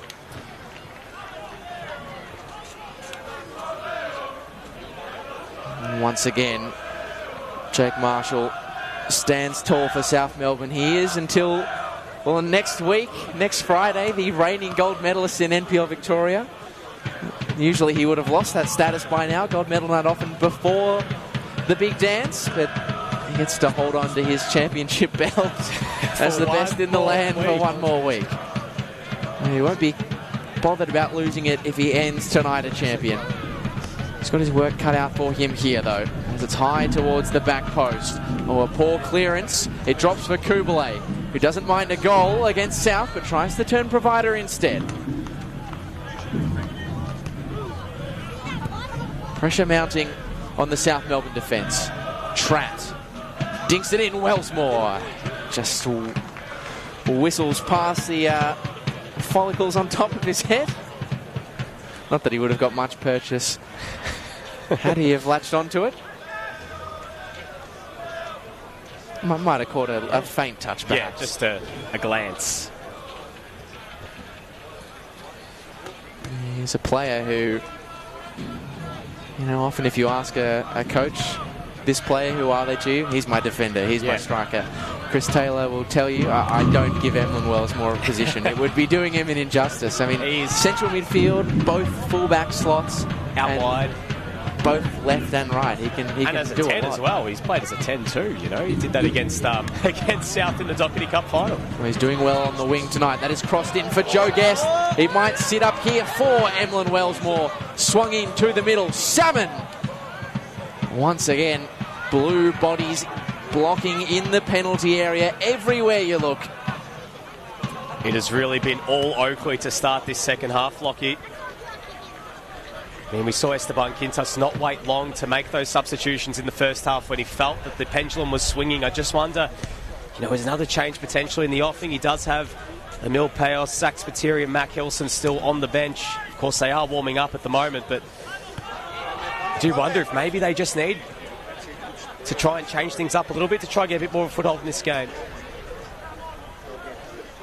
The Cannons, are they starting to mount their tilt? McGilp lofts it in and out without much in the way of danger. There's a fixture we do tend to see a fair share of second half goals.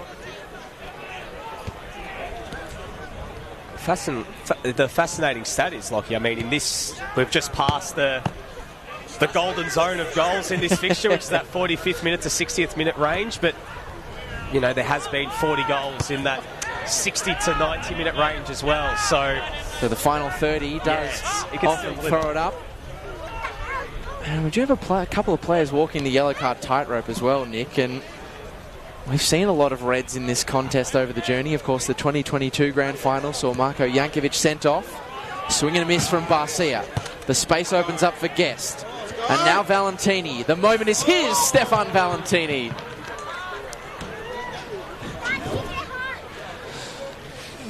He's just getting closer, is Steph. But South Melbourne answer back with an umpteenth block. Of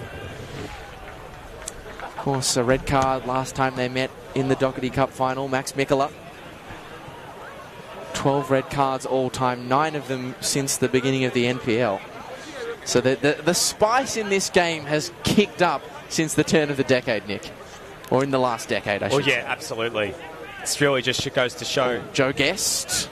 But I think as well, his chances. It's a testament to the growing rivalry. I mean, it's easy to forget that Oakleigh have only been a top-tier team for around about 20-odd years. So, you think that in this sort of recent NPL period where Oakleigh have become a staple at the top end of the table, in particular in and around 2015 onwards, of course that rivalry, considering South have more often than not been up there as well. Wellsmore flicks it up rather than onwards, but eventually finds Valentini, who is around 2 defenders, and shoots on the tight angle. Harvey Lopez equal to the task. Yeah, they didn't meet for the first time until the 2005 VPL season, as we see that save from Harvey Lopez. It was fairly regulation, but would have been a little bit alarmed, Nick, by the ease with which Stefan Valentini was able to slip 2 South defenders. It's really been all Oakleigh in this second half, Lockie. And again, this South defence just seems like they're under the cosh a little bit. And Steph Valentini's had a couple moments. We saw about a minute or so before that he found the ball in a good position. You just get a sense that if things keep going in this favour, that first goal is not far away for the Cannons. They are looking the more likely Chris Taylor's side at the moment. Do they have the legs? Well, Mikkola has a rugby tackle over the back of Cam McGill. And certainly Oakleigh asking the question as to whether or not Max Mikkola will escape without sanction. And the answer is no. It is a man in Max Mikkola who, a quality attacker though he is no stranger to yellow cards. And Nick, I'm not sure how much complaints he can have about that, having watched it on the replay. No, absolutely not. I mean, it's a... the ball across the face of goal. Big nerves there for the South Melbourne defence. From the resultant Oakleigh free kick. It's taken very quickly. Fizzed across the face, and it was begging for a touch at the back post. Another scare survived by South. Caught us all off guard. What a moment again there for Oakleigh. This South Melbourne defence is hanging on at the moment. But yeah, going back to that Mikkola challenge, it was a professional foul, just stopping that Oakleigh counter-attack and not allowing, the Cannons' numbers to get forward. But another player that's going to be walking that tightrope, both him and Connor Hampson are the main two at the moment. So you do wonder if that will come into the thinking at all. I mean, Max Mikkola was sent off in the Doherty Cup finals. We remember Lockie for that sort of scuffle he had with Brodie Boyce. Oh, it has nearly now been 3 long 90s. Been 2 long 90s since these two sides scored against one another. And that is about as close as we have come now. And now it's sent over the top for Sawyer. The bounce favouring Feely, the experienced former Perth Glory stopper. Judged that one ever so well. And if you're looking at this fixture in the 68th minute mark at home, you're starting to worry, surely we can't have another 0-0 between South Melbourne and the Oakleigh Cannons. I do have a fact that might put your nerves to rest. This is the 29th grand final, Nick, in the history of Victorian football. I don't know how many times the fixture has gone goalless after 120 minutes of football. After 120 minutes, 0. No, sorry, gone goalless. Gone goalless. Until penalties. I'd say probably about twice. Once. Wow. One time. All up. And there's only ever happened once between the Bulleen Zebras and Altona Magic. And that is launched into the night air. Hall doesn't concede the corner. And Oakleigh fight tooth and nail to stop it from going out for a south set piece. Kubalay knocking it forward to McGill. They knock at the door. Oakleigh has become more persistent as this game has gone on, and will Jack Pope receive a sanction for kicking the ball away? No danger from Michael Mammis.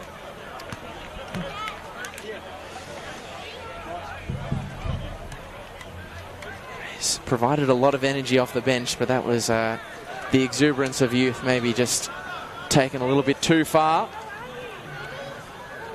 And it is still a red-hot contest with 20 minutes to play. I can only imagine the intensity is picking up even more on the sidelines where Steve Curtin is with us.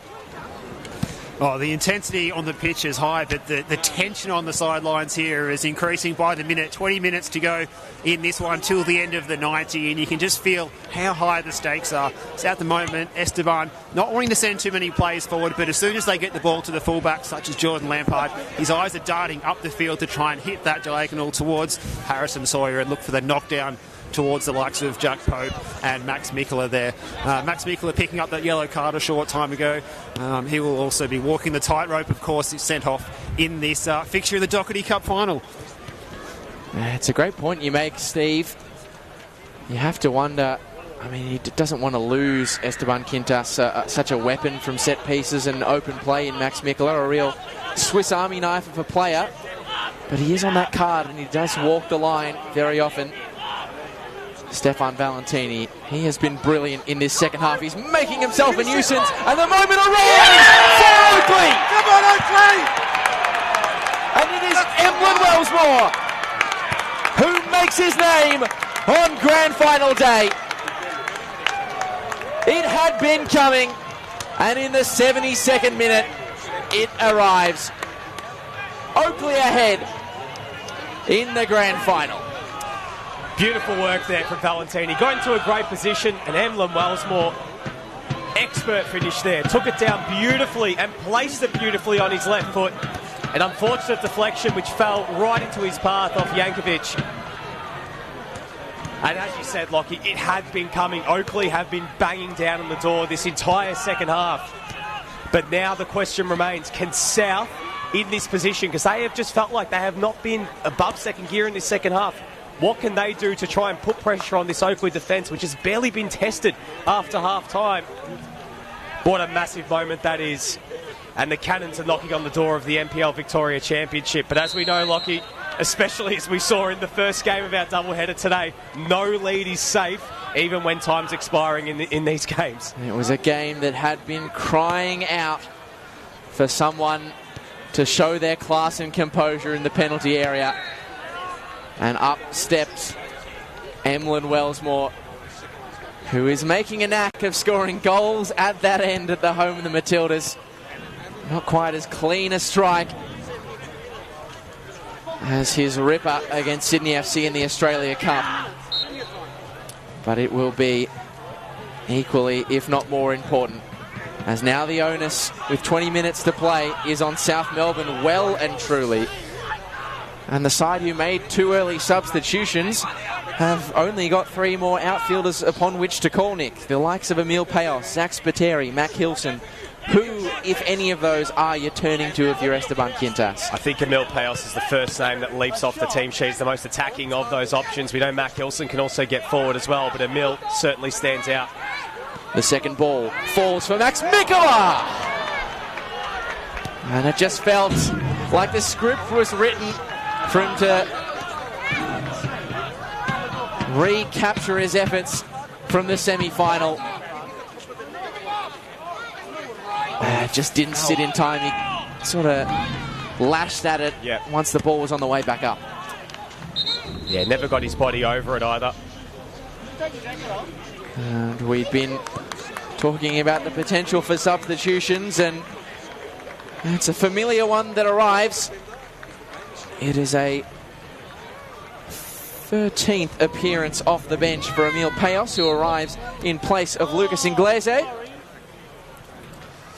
Got to throw everything at it, Lockie. This is a good change from Esteban Quintas. They've got to get more attacking options, risk losing by more to potentially keep this game alive and send it to extra time. Yeah, and the line they're going to have to ride, Nick, is we know what a good side in transition Oakleigh are, and in this final series, once they have got the opening goal, they have really put the pain on teams who have tried to chase their losses effectively. Absolutely. This is where you got to leave it all on the line, Lockie. It's grand final day. There's no tomorrow. Well, and the last thing that South want to avoid, Lockie, is a 3rd straight grand final defeat. Yeah. Only the second side after Altona in the 2000s to make 3 straight grand finals. It went a little bit differently for Altona. They won all 3. No side has ever lost 3 straight by my knowledge. But also, I mean, we're almost at the conclusion of the 90, and South Melbourne have not scored in any of the games either. No, it's been a long time between drinks. And the sands of time will start to work against them. They have been good value for a late show this season, South Melbourne. 14 goals in the final 15 minutes of games, 5 of which have won them the match. But only 3 times, Nick, has a side come back from behind to win in a grand final. A Victorian one, and 2 of them needed penalties. So the odds, they are against South Melbourne, but this is a side, a club who have reached historic and giant heights over the years, and they have stared down and beaten greater odds than this in years gone by. But this is a tough Oakleigh side that lies in their wake. Sawyer. He will be the key for them, their captain. And he is looking to make things happen. Payos, the substitute, gets his first touch. There's a bit of a scrap between Bernardo and Kubalay at the head of the penalty area. As we know, Lockie, these sort of positions for the throw-ins are as dangerous as a set piece for South Melbourne, especially with that cannon-long throw of Max Mikkola. This is a great opportunity here for Hellas to get this game level. How much weight rests on the shoulders of Max Mikkola here as he comes all the way to the fence and out of frame. That's how long the run-up is going to be for this throw, on which he gets decent purchase. It's put back into a dangerous area. It's Pope, and it would have counted for naught. A free kick going against South Melbourne in the box. And it is an intervention that is going to require medical attention for an Oakleigh Cannons player. I think that might be Brodie Boyce, who is down clutching at his forehead. Yeah, a bit of head contact down the touchline. We've got Steve Curtin, who has been central to a lot of action on the benches and the reaction to the opening goal. What was Chris Taylor like as Emlyn Wellsmore opened the scoring? Look, he's keeping the lid on down here, but he's certainly delighted on the inside to see his side take the lead. Emlyn Wellsmore, a player of top quality. We've seen him score a sensational goal at the same end of this venue against Sydney FC, a goal with great poise. This was a goal with great poise in a key moment in a big game as well. Esteban Quintas really quick to react, taking off Lucas Inglese, that player who's almost been man-marking Joe Guest at times, to bring on Emil Pios, a player who's so direct, running with the ball and willing to take on opponents. And we've seen him come on and score in matches this season, including away at Green Gully. He'll be looking to do the same here and give an extra player for Sawyer to try and play in if Sawyer is playing back to goal. But Brodie Boyce copping one to the face in that aerial duel there. He's just coming off to the sidelines here, and hopefully he'll be okay to continue. Looks like he'll be all good. Steve, one more before we let you go. Any movement on the Oakleigh bench? Of course, we know Chris Taylor doesn't like to make too many subs, if any at all, but any movement to try and shore this one up and get some fresh legs on?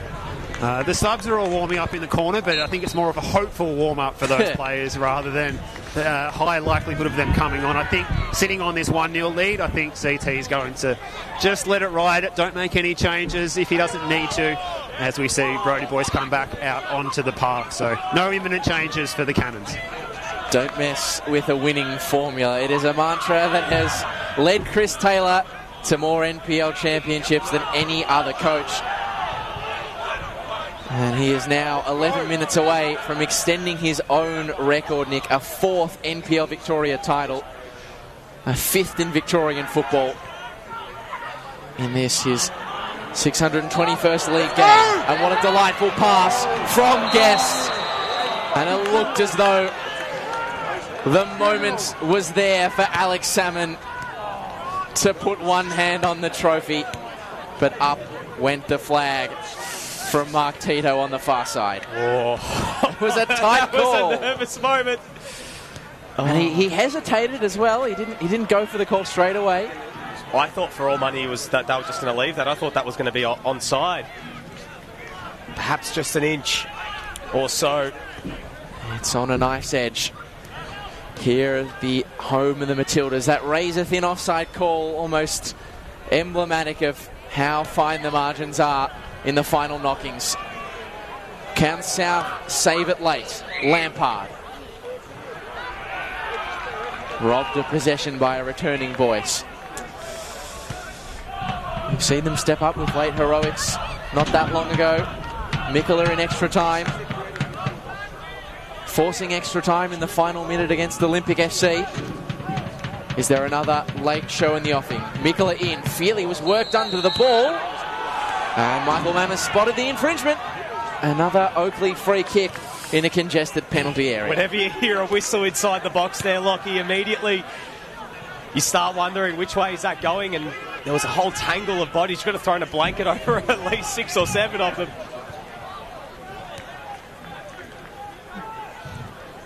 Jeez, I mean, they're going to have to defend strong here, Oakleigh. It's been a good response from South Melbourne in the last few minutes, and those long throws in particular and set pieces is looking like South Melbourne's most dangerous route at the moment.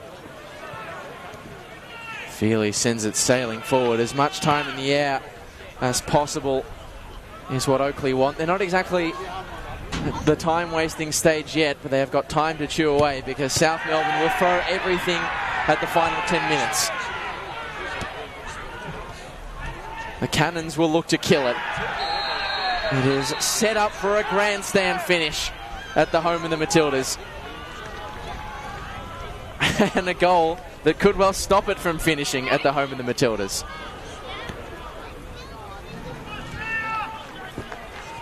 Emlyn Wellsmore going in to the book for that challenge on Jordan Lampard, which hasn't affected him too much. Already back onto his feet as the free kick is taken quickly. Pope kept it alive. Boomed into the area. It may sit up for Sawyer. Feely missed it. Barcia couldn't catch it. And Painter Andrews recycles. Pope to the centre. And now Bernarda shinned it. There's no other way of saying it.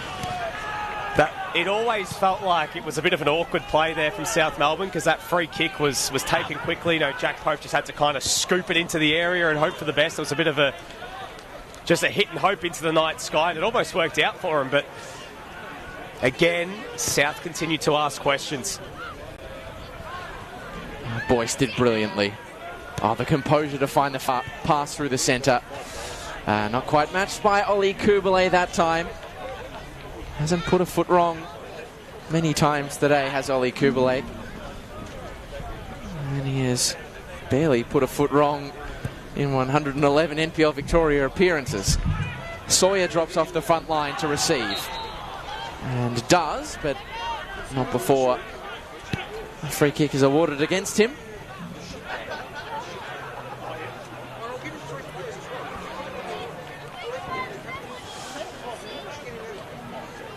Is there one final twist in the tail here at the home of the Matildas, Nick Debano? I mean, as I said, it's been a better patch from South Melbourne, but still they're waiting for that real chance to test Nick Feely in this second half. Had a few hit and hopes, a few speculative balls into the area, but still we wait. Still we wait for someone from South Melbourne to really have that moment. But Oakleigh, they're holding firm at the moment, which has been a very positive sign that Chris Taylor and co will be very pleased to see. And now Salmon, the Golden Boot winner, has real estate to work with. And needed to work his boot around the ball a fraction more. Just didn't curl enough for the otherwise excellent Englishman. And as the sands of time slip away for South, they are playing less for a comeback win in the 90 and more to force a grand final going to extra time for the 14th time. And it looks, Steve Curtin, as though there may be Oakleigh activity on the substitutes bench. Yeah, that's right, Lockie. We've got a change. It's finally happening here on that 85th minute. We've got Kingsley Sinclair. He's stripped and ready to come on. And the word is he's going to be replacing Steph Valentini. Well, thank you for the update, Steve Curtin. He does love a late sub, Chris Taylor. And Kingsley Sinclair is a brilliant one to call on. Their second scorer in the semi-final. Could he come on and repeat the trick today? Great work by Pios.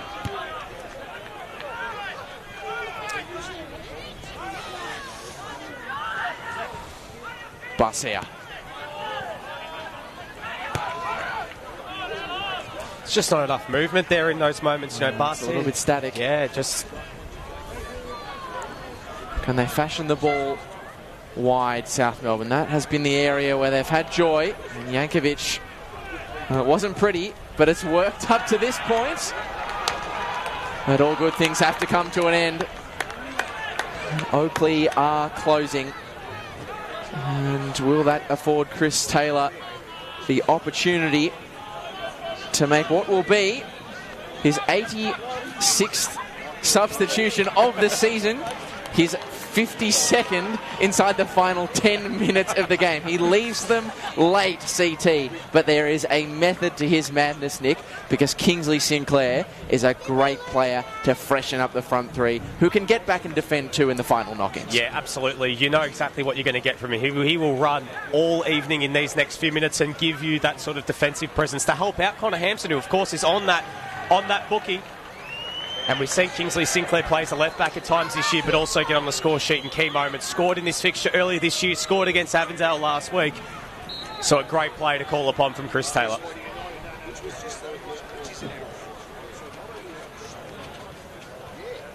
They almost didn't reach out and touch at territory, but there is only one goal in it. Anything could still happen here in Bundoora. Unless... I'm not going to reach Joe Guest, is that pass. Good turn from Pope, who has looked to make things happen, and sometimes has acted too quickly for his own good. And now Kingsley Sinclair will get his first touches on the football, with Salmon in support. No need to rush for Oakleigh. Time is their friend.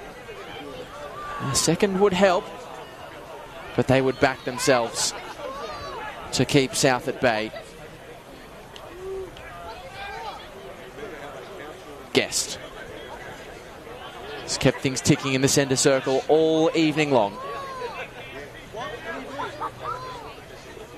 Sinclair rewards the run of McGill.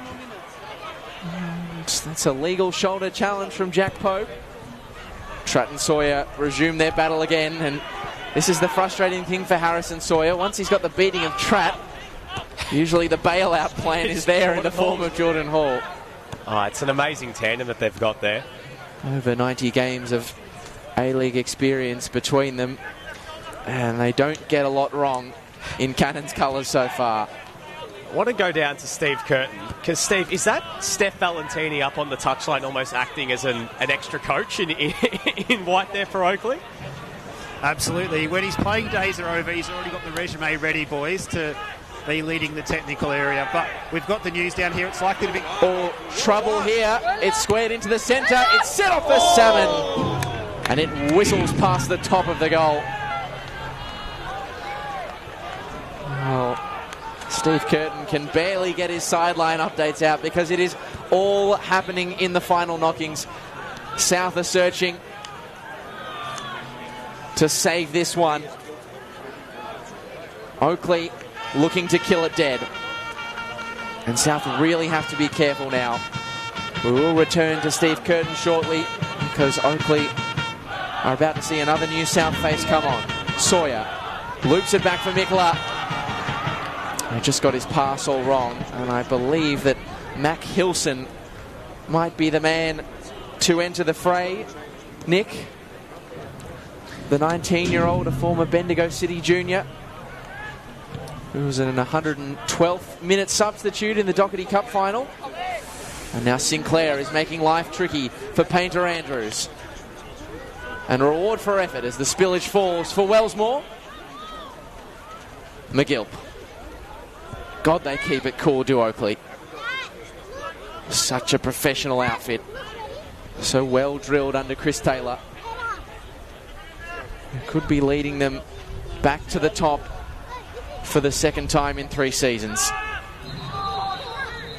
And now that substitute will arrive. It looks from our distance like Mac Hilson, but there is no better man at the stadium to confirm it for us than Steve Curtin. It is Mac Hilson, the player that didn't feature in the squad last week, getting his chance, the boy from Bendigo, and he was almost caught out with the subs vest still on.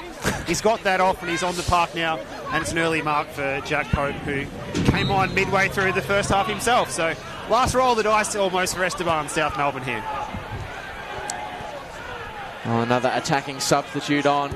Legs freshen. They are 4 for 4 across the Oakleigh backline now, South Melbourne attackers. And Mac Hilson will look to make himself a hero. Bernarda, could he be the one who gets it done? Noel Bernarda. Well, it wasn't the worst idea in the world, but it just lacked a bit of conviction. As we enter added time. I believe 3 minutes have been added on in the 2024 Grand Final. It surely couldn't be happening again for South Melbourne. Will it be the 14th Grand Final to be decided by a single goal? It looks like it at this critical juncture. As Nick Feely plays it professionally. And the question of who will end this game as player of the match, the Jimmy Rooney medalist, Nick, starts to become more pertinent as it looks as though the game might be done in the 90. Is there anyone jumping out at you? It's tough, isn't it? I mean, from an Oakleigh persuasion, I've really liked the midfield duo of Kubalay and McGilp. They've both been fantastic. But Emlyn Wellsmore scoring the all-important goal, I think he is probably leading it at the moment. As much as Oakleigh have kept this clean sheet, they really haven't been tested that much defensively either. So it's really been that midfield and what they've been able to do in sort of keeping it in their persuasion. This could be the chance, though. It's Lampard who's come forward, brings it into the middle. They ask the question of handball. They'll contend themselves with a corner. And all but a handful of blue shirts will march forward to attack it. This could be it. It is their championships. Hopes on the line with one of the last corners of the game. And in comes the delivery, and Feely punches away. Mikla, a snapshot, and launched clear by McGilp. They survive a major scare, the Cannons. Is there one last roll of the dice for South Melbourne? Bernarda wins a throw. Mikla is across swiftly. Get ready.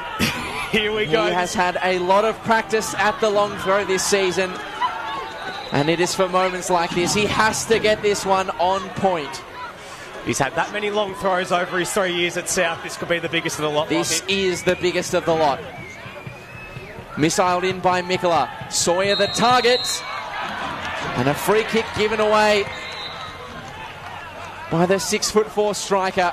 And is that the Oakleigh Cannons there? Have they reached the finish line? It is in the generosity of Michael Mammis now. And Nick Feely will not be in any kind of rush to bring this one back into play. They can feel it now. They can just about reach out and touch a second NPL Victoria Championship. Feely sends it into the night air as Oakleigh climb the mountain again. Champions for the second time in the space of 3 seasons. And it is deja vu on grand final day. Oakleigh defeating South Melbourne in the big dance. And Emlyn Wellsmore is the hero. Years ago, this was a side that people called Chokeley. Now they'll be calling it the era of Oakleigh in NPL Victoria.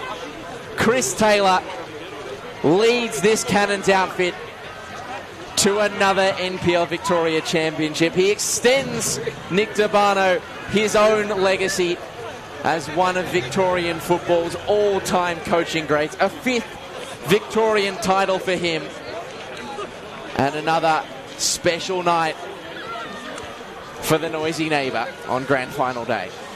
Another historic night for the Cannons on grand final day against South.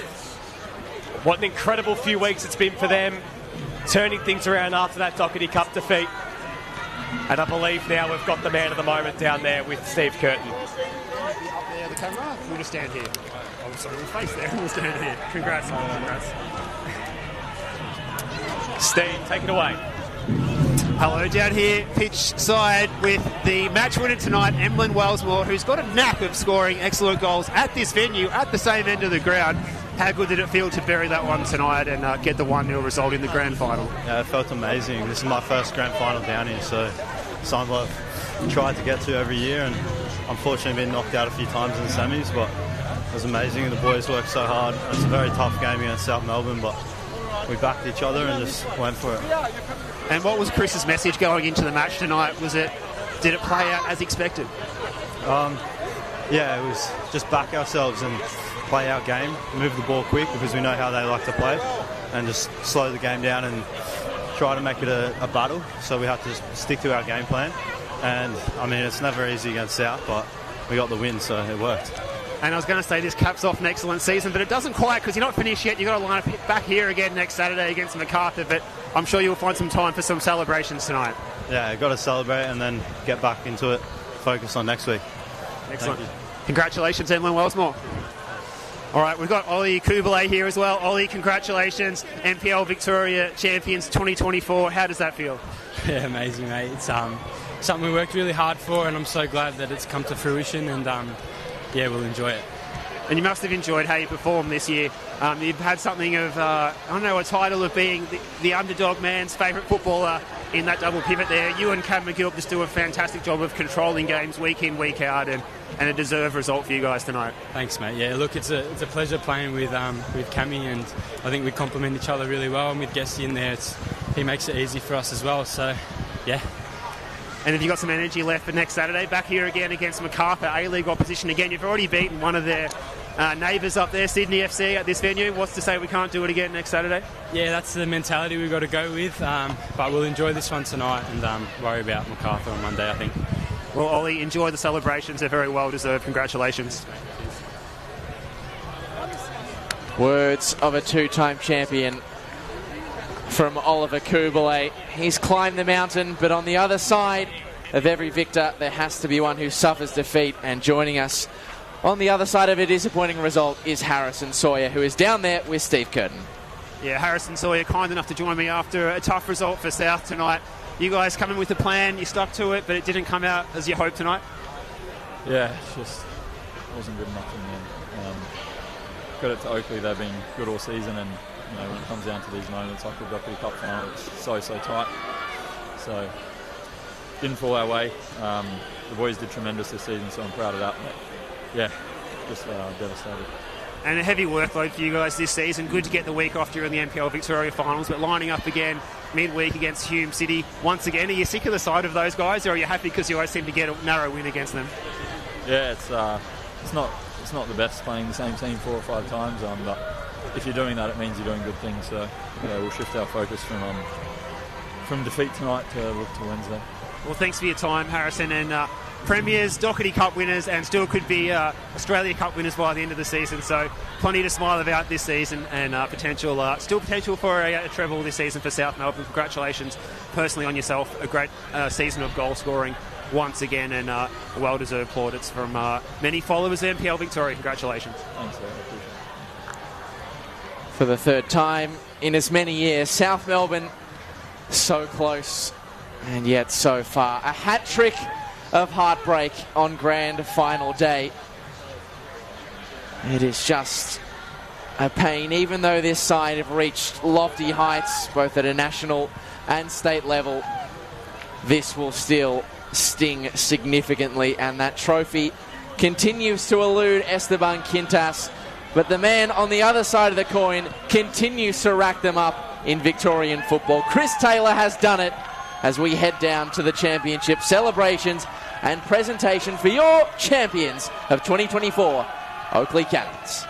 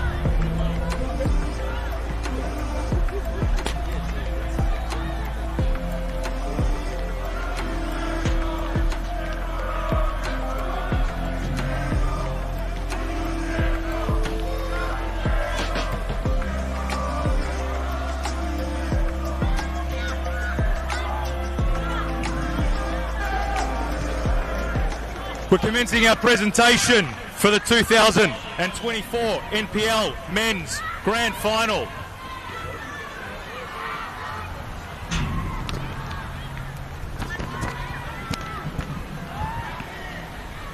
We'll go again.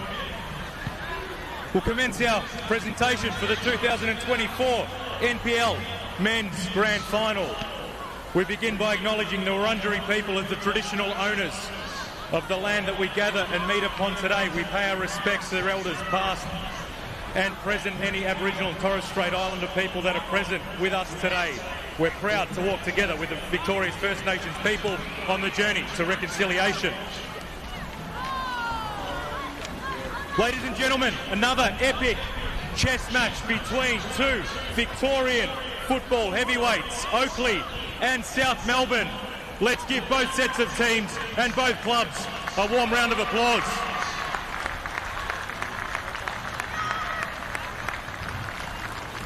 A big thanks to our host venue today and our sponsors, including matchball sponsor MITA, Ultra Football and major sponsor Chenol. Synonymous with Victorian football, supporting the game at all levels, Chenol has been our NPL Finals naming rights partner since 2019. Established 20 years ago, Chenol specialises in the delivery of innovative, high-quality residential and commercial property solutions within Greater Melbourne. Thanks again, Rushtu Chenol, for your ongoing support and your team.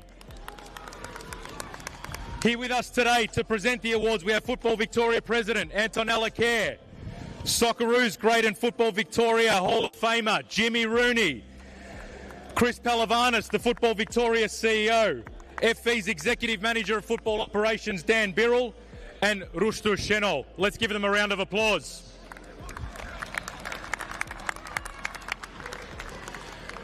And we'd also like to thank all of you who have attended today.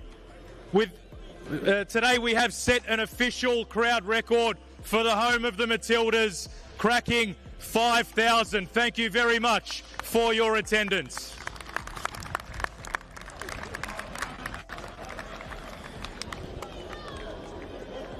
In addition to Chenol, we'd like to thank our additional major partners.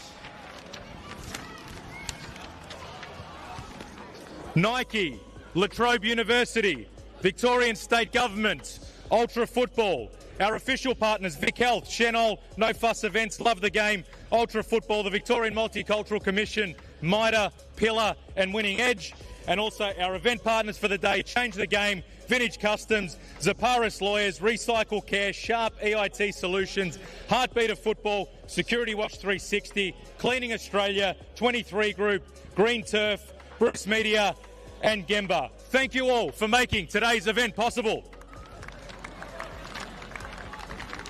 All right, let's get cracking with the official presentations. And firstly, we'd like to thank our match officials, without whom today is most certainly not possible. So here with us today to present the awards to the match officials, FV's Executive Manager of Football Operations, Dan Birrell.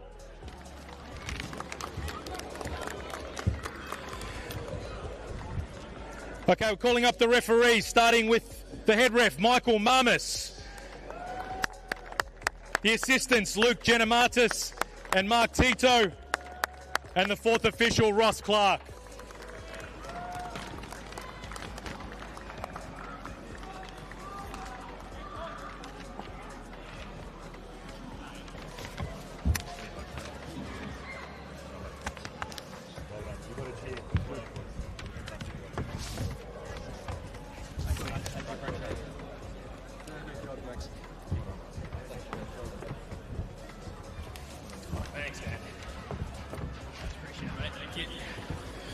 Okay, now we'd like to award the Jimmy Rooney Medal for the player of the match as voted by the officials. And here to present the award, named after the great man, is the legend himself, the Socceroos great, part of the 1974 World Cup squad, a Football Victoria Hall of Famer, Mr. Jimmy Rooney.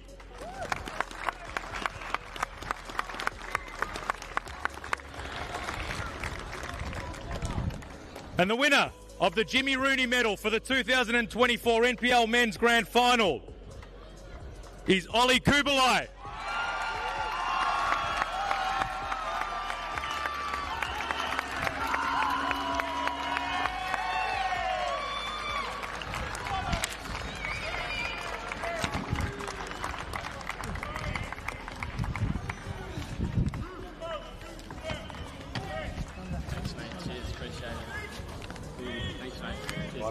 say a few words? No.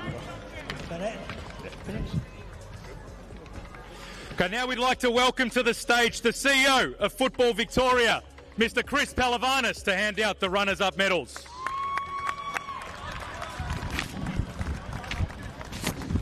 Now I'd like to call up the South Melbourne captain, Harry Sawyer, to say a few words.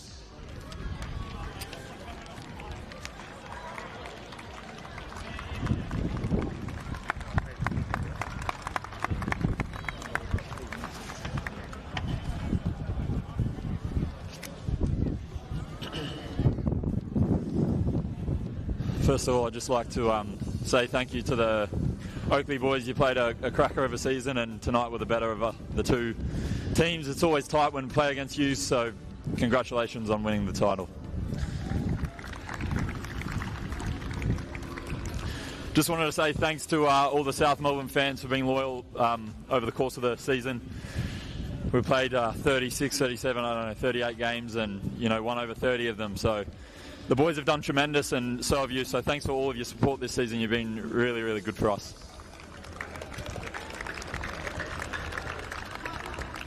Thanks to the board of the club as well, supporting us all the way. Couldn't have had such a great season. 2 trophies so far. A lot goes into that. So thank you.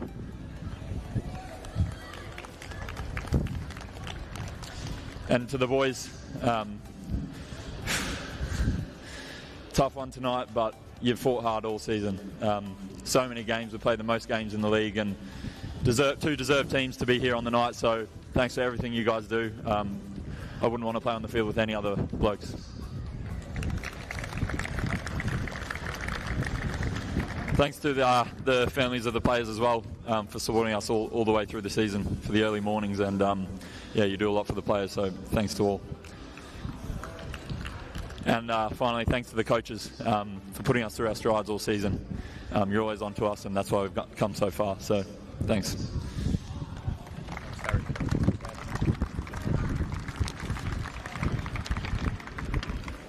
Okay, now we'd like to call up the South Melbourne squad to receive their runners-up medals.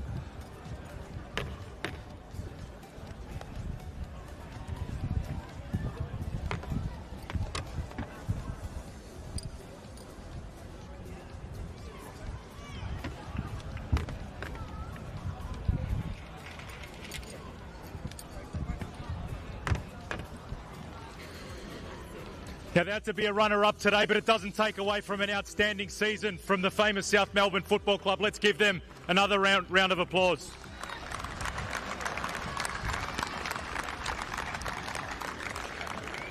Now, to present the winners' medals, can we please welcome the Football Victoria President, Antonella Kerr.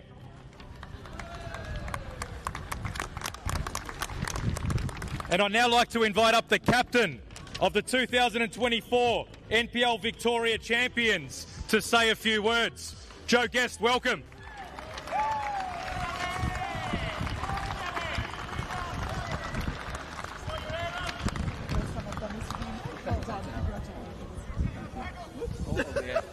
Cheers, mate. Firstly, I'd just like to say commiserations to South. Football's a funny game. Obviously, not so long ago, the roles were reversed and we were sat where you boys were. I know you'll be disappointed, but it should take nothing away from what you've achieved so far this season. To win 2 trophies is an unbelievable achievement, and you've still got plenty to play for. So all the best on Wednesday. You boys have been the benchmark this season. We've all been trying to chase you. Luckily for us, we got you on the last day, but obviously I wouldn't be surprised if this fixture repeats itself in a couple of weeks' time, and hopefully that's the case for both clubs.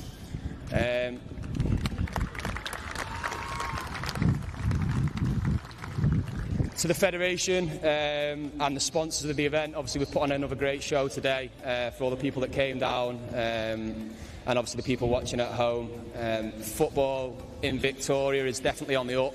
I think you could see by the standard of the league this year, I think there was 5 teams within 6 points of each other at the final game. So that speaks volumes for itself, and obviously you only have to look at the Australia Cup. There's still 3 of them teams still going strong at the latter end. So yeah, football's on the up, and it's something that we should all be collectively proud of in this state. Finally, to everyone at Oakleigh, obviously we did it.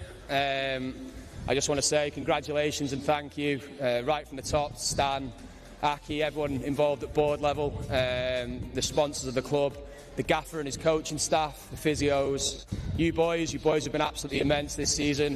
You fully deserve to get this victory, and I'm proud to share the pitch with you every week. All the people in the background, the volunteers that make the club tick behind the scenes, this one's for you. Let's enjoy tonight, and hopefully then focus on MacArthur after that. So thank you. Good on you, Joe. Where we're going down here, right?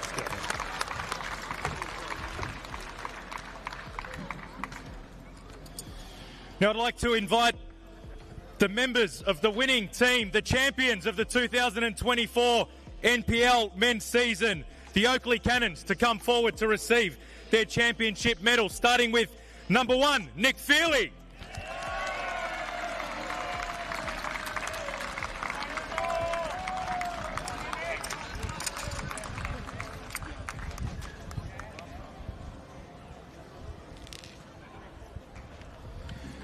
Number 2, Jordan Hall.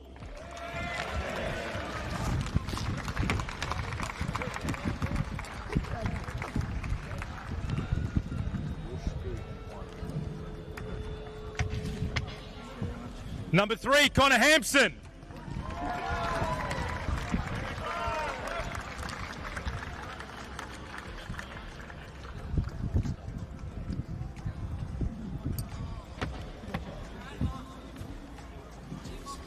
Number 4, Brody Boyce.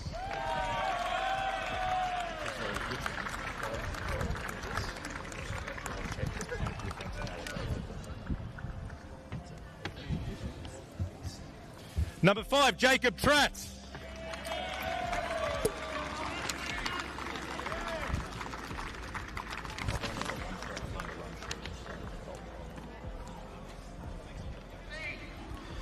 Number 6, Jacob Iliopoulos.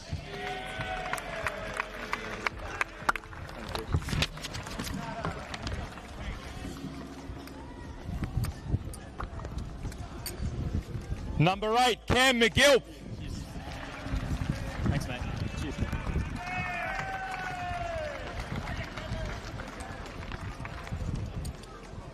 We're doing one of those.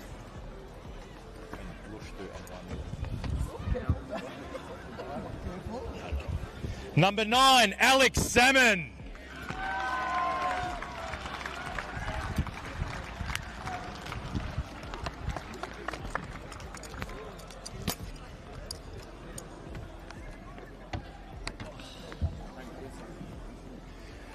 Number 11, Munu Baydous.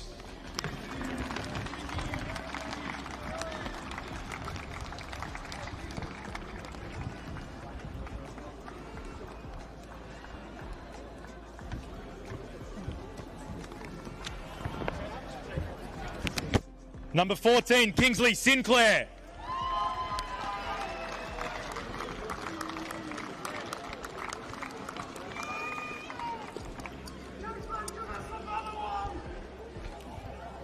Number 16, Max Bassetto. Yeah.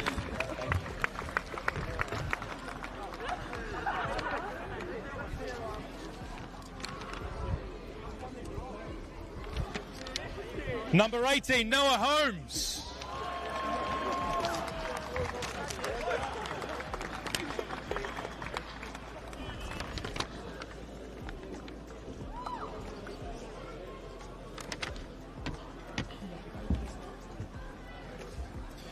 Number 19, Oliver Kubalai.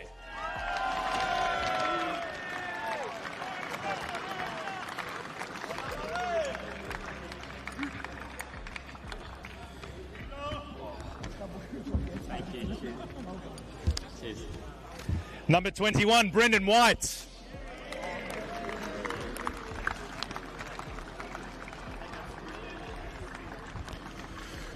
(22) Stefan Valentini.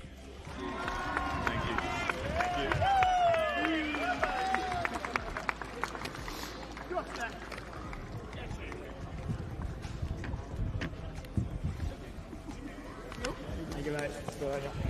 23, Emlyn Wellsmore.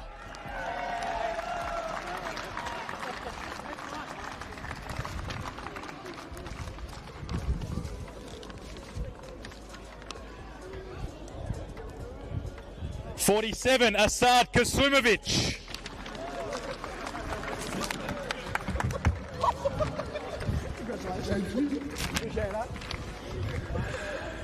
And the gaffer, Chris Taylor.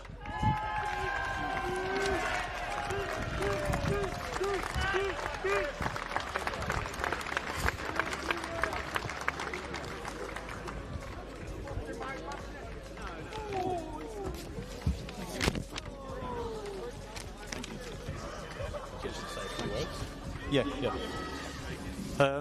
Joe's probably covered most of it. Just want to congratulate South Melbourne on a terrific season. Esteban for coaching as well as he's done this year. Fantastic achievement. Just focus on our boys. Fantastic group of guys. Come back from the dead now and again. So just the effort and the courage has been fantastic. Big thank you to the club, all the people behind the club, especially to my coaching staff, Boyo, who's been with me on a big journey. Thank you. That's about 6 in it, but just keep going. Smarty, Mixie, who's not here tonight. But like I say, big thank you to this group of boys. Thank you. Cheers. Now we'd like to call up the major sponsor, Rushdu Shenol, and Oakleigh Cannons great Juan Nilo to present the championship trophy to the title winners of 2004 NPL Victoria, the Oakleigh Cannons.